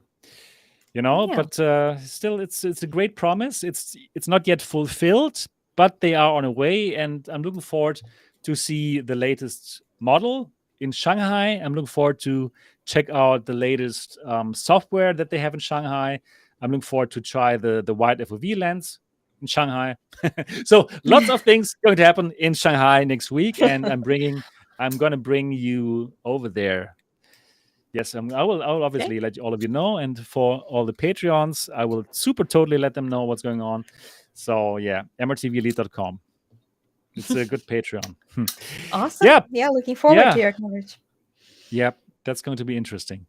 Yep, I think that's everything that I want to spoil right now. There was actually quite a lot already, but I will, the whole thing, most probably tomorrow on MRTV.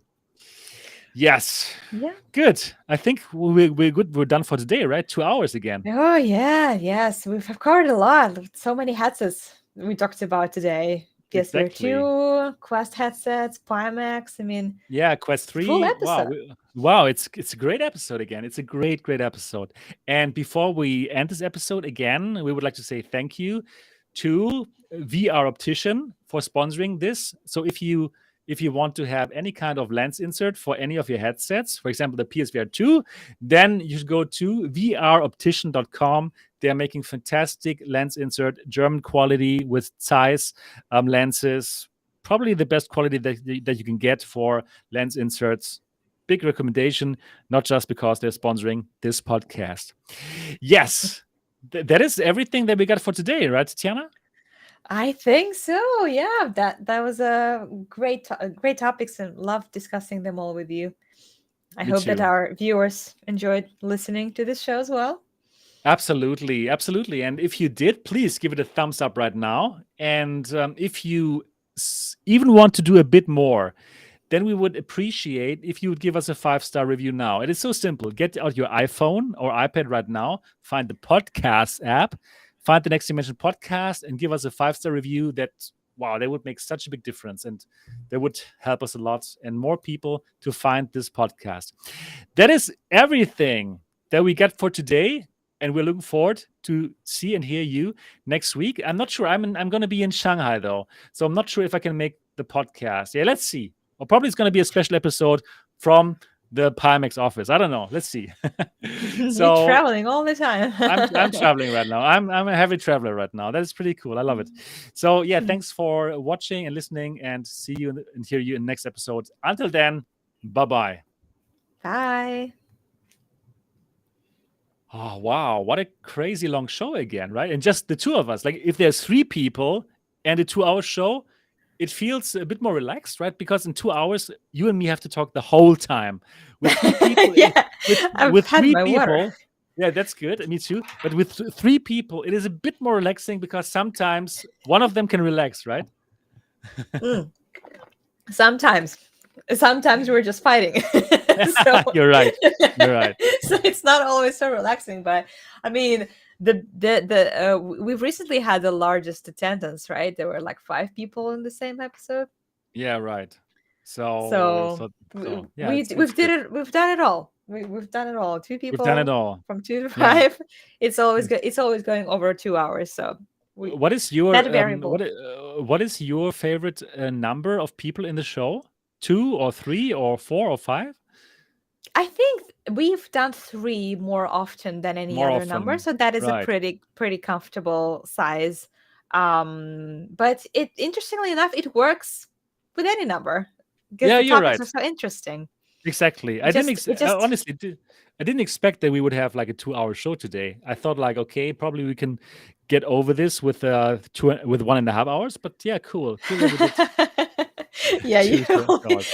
when will you learn? This never Yeah, you're ever, right. ever happened. It's never gonna happen. Once. Next Dimension podcast is 2 hours. It's a 2-hour show. Are you kidding me? Yep. So what are you gonna do? Okay. Are you gonna go back to playing Gran Turismo 7? You know what? I'm going to go a bit more again into the Pimax. I still want to do like a video about it before I go to China on Monday. I have to go to China a bit longer because I first have to go to Macau to apply for the visa. I need a visa as a German to go into China. And normally unfortunately, I cannot apply for the China visa here in Taiwan. Different country, right? So I would either need to go to Germany, that would be a bit far away, or I can go to Macau. So I'll go to Macau, apply for the visa. It's going to take 3 days in Macau. Then I will get it. And just then on Thursday, I will fly to Shanghai. And then in Shanghai, I will stay there a couple of days. And yeah.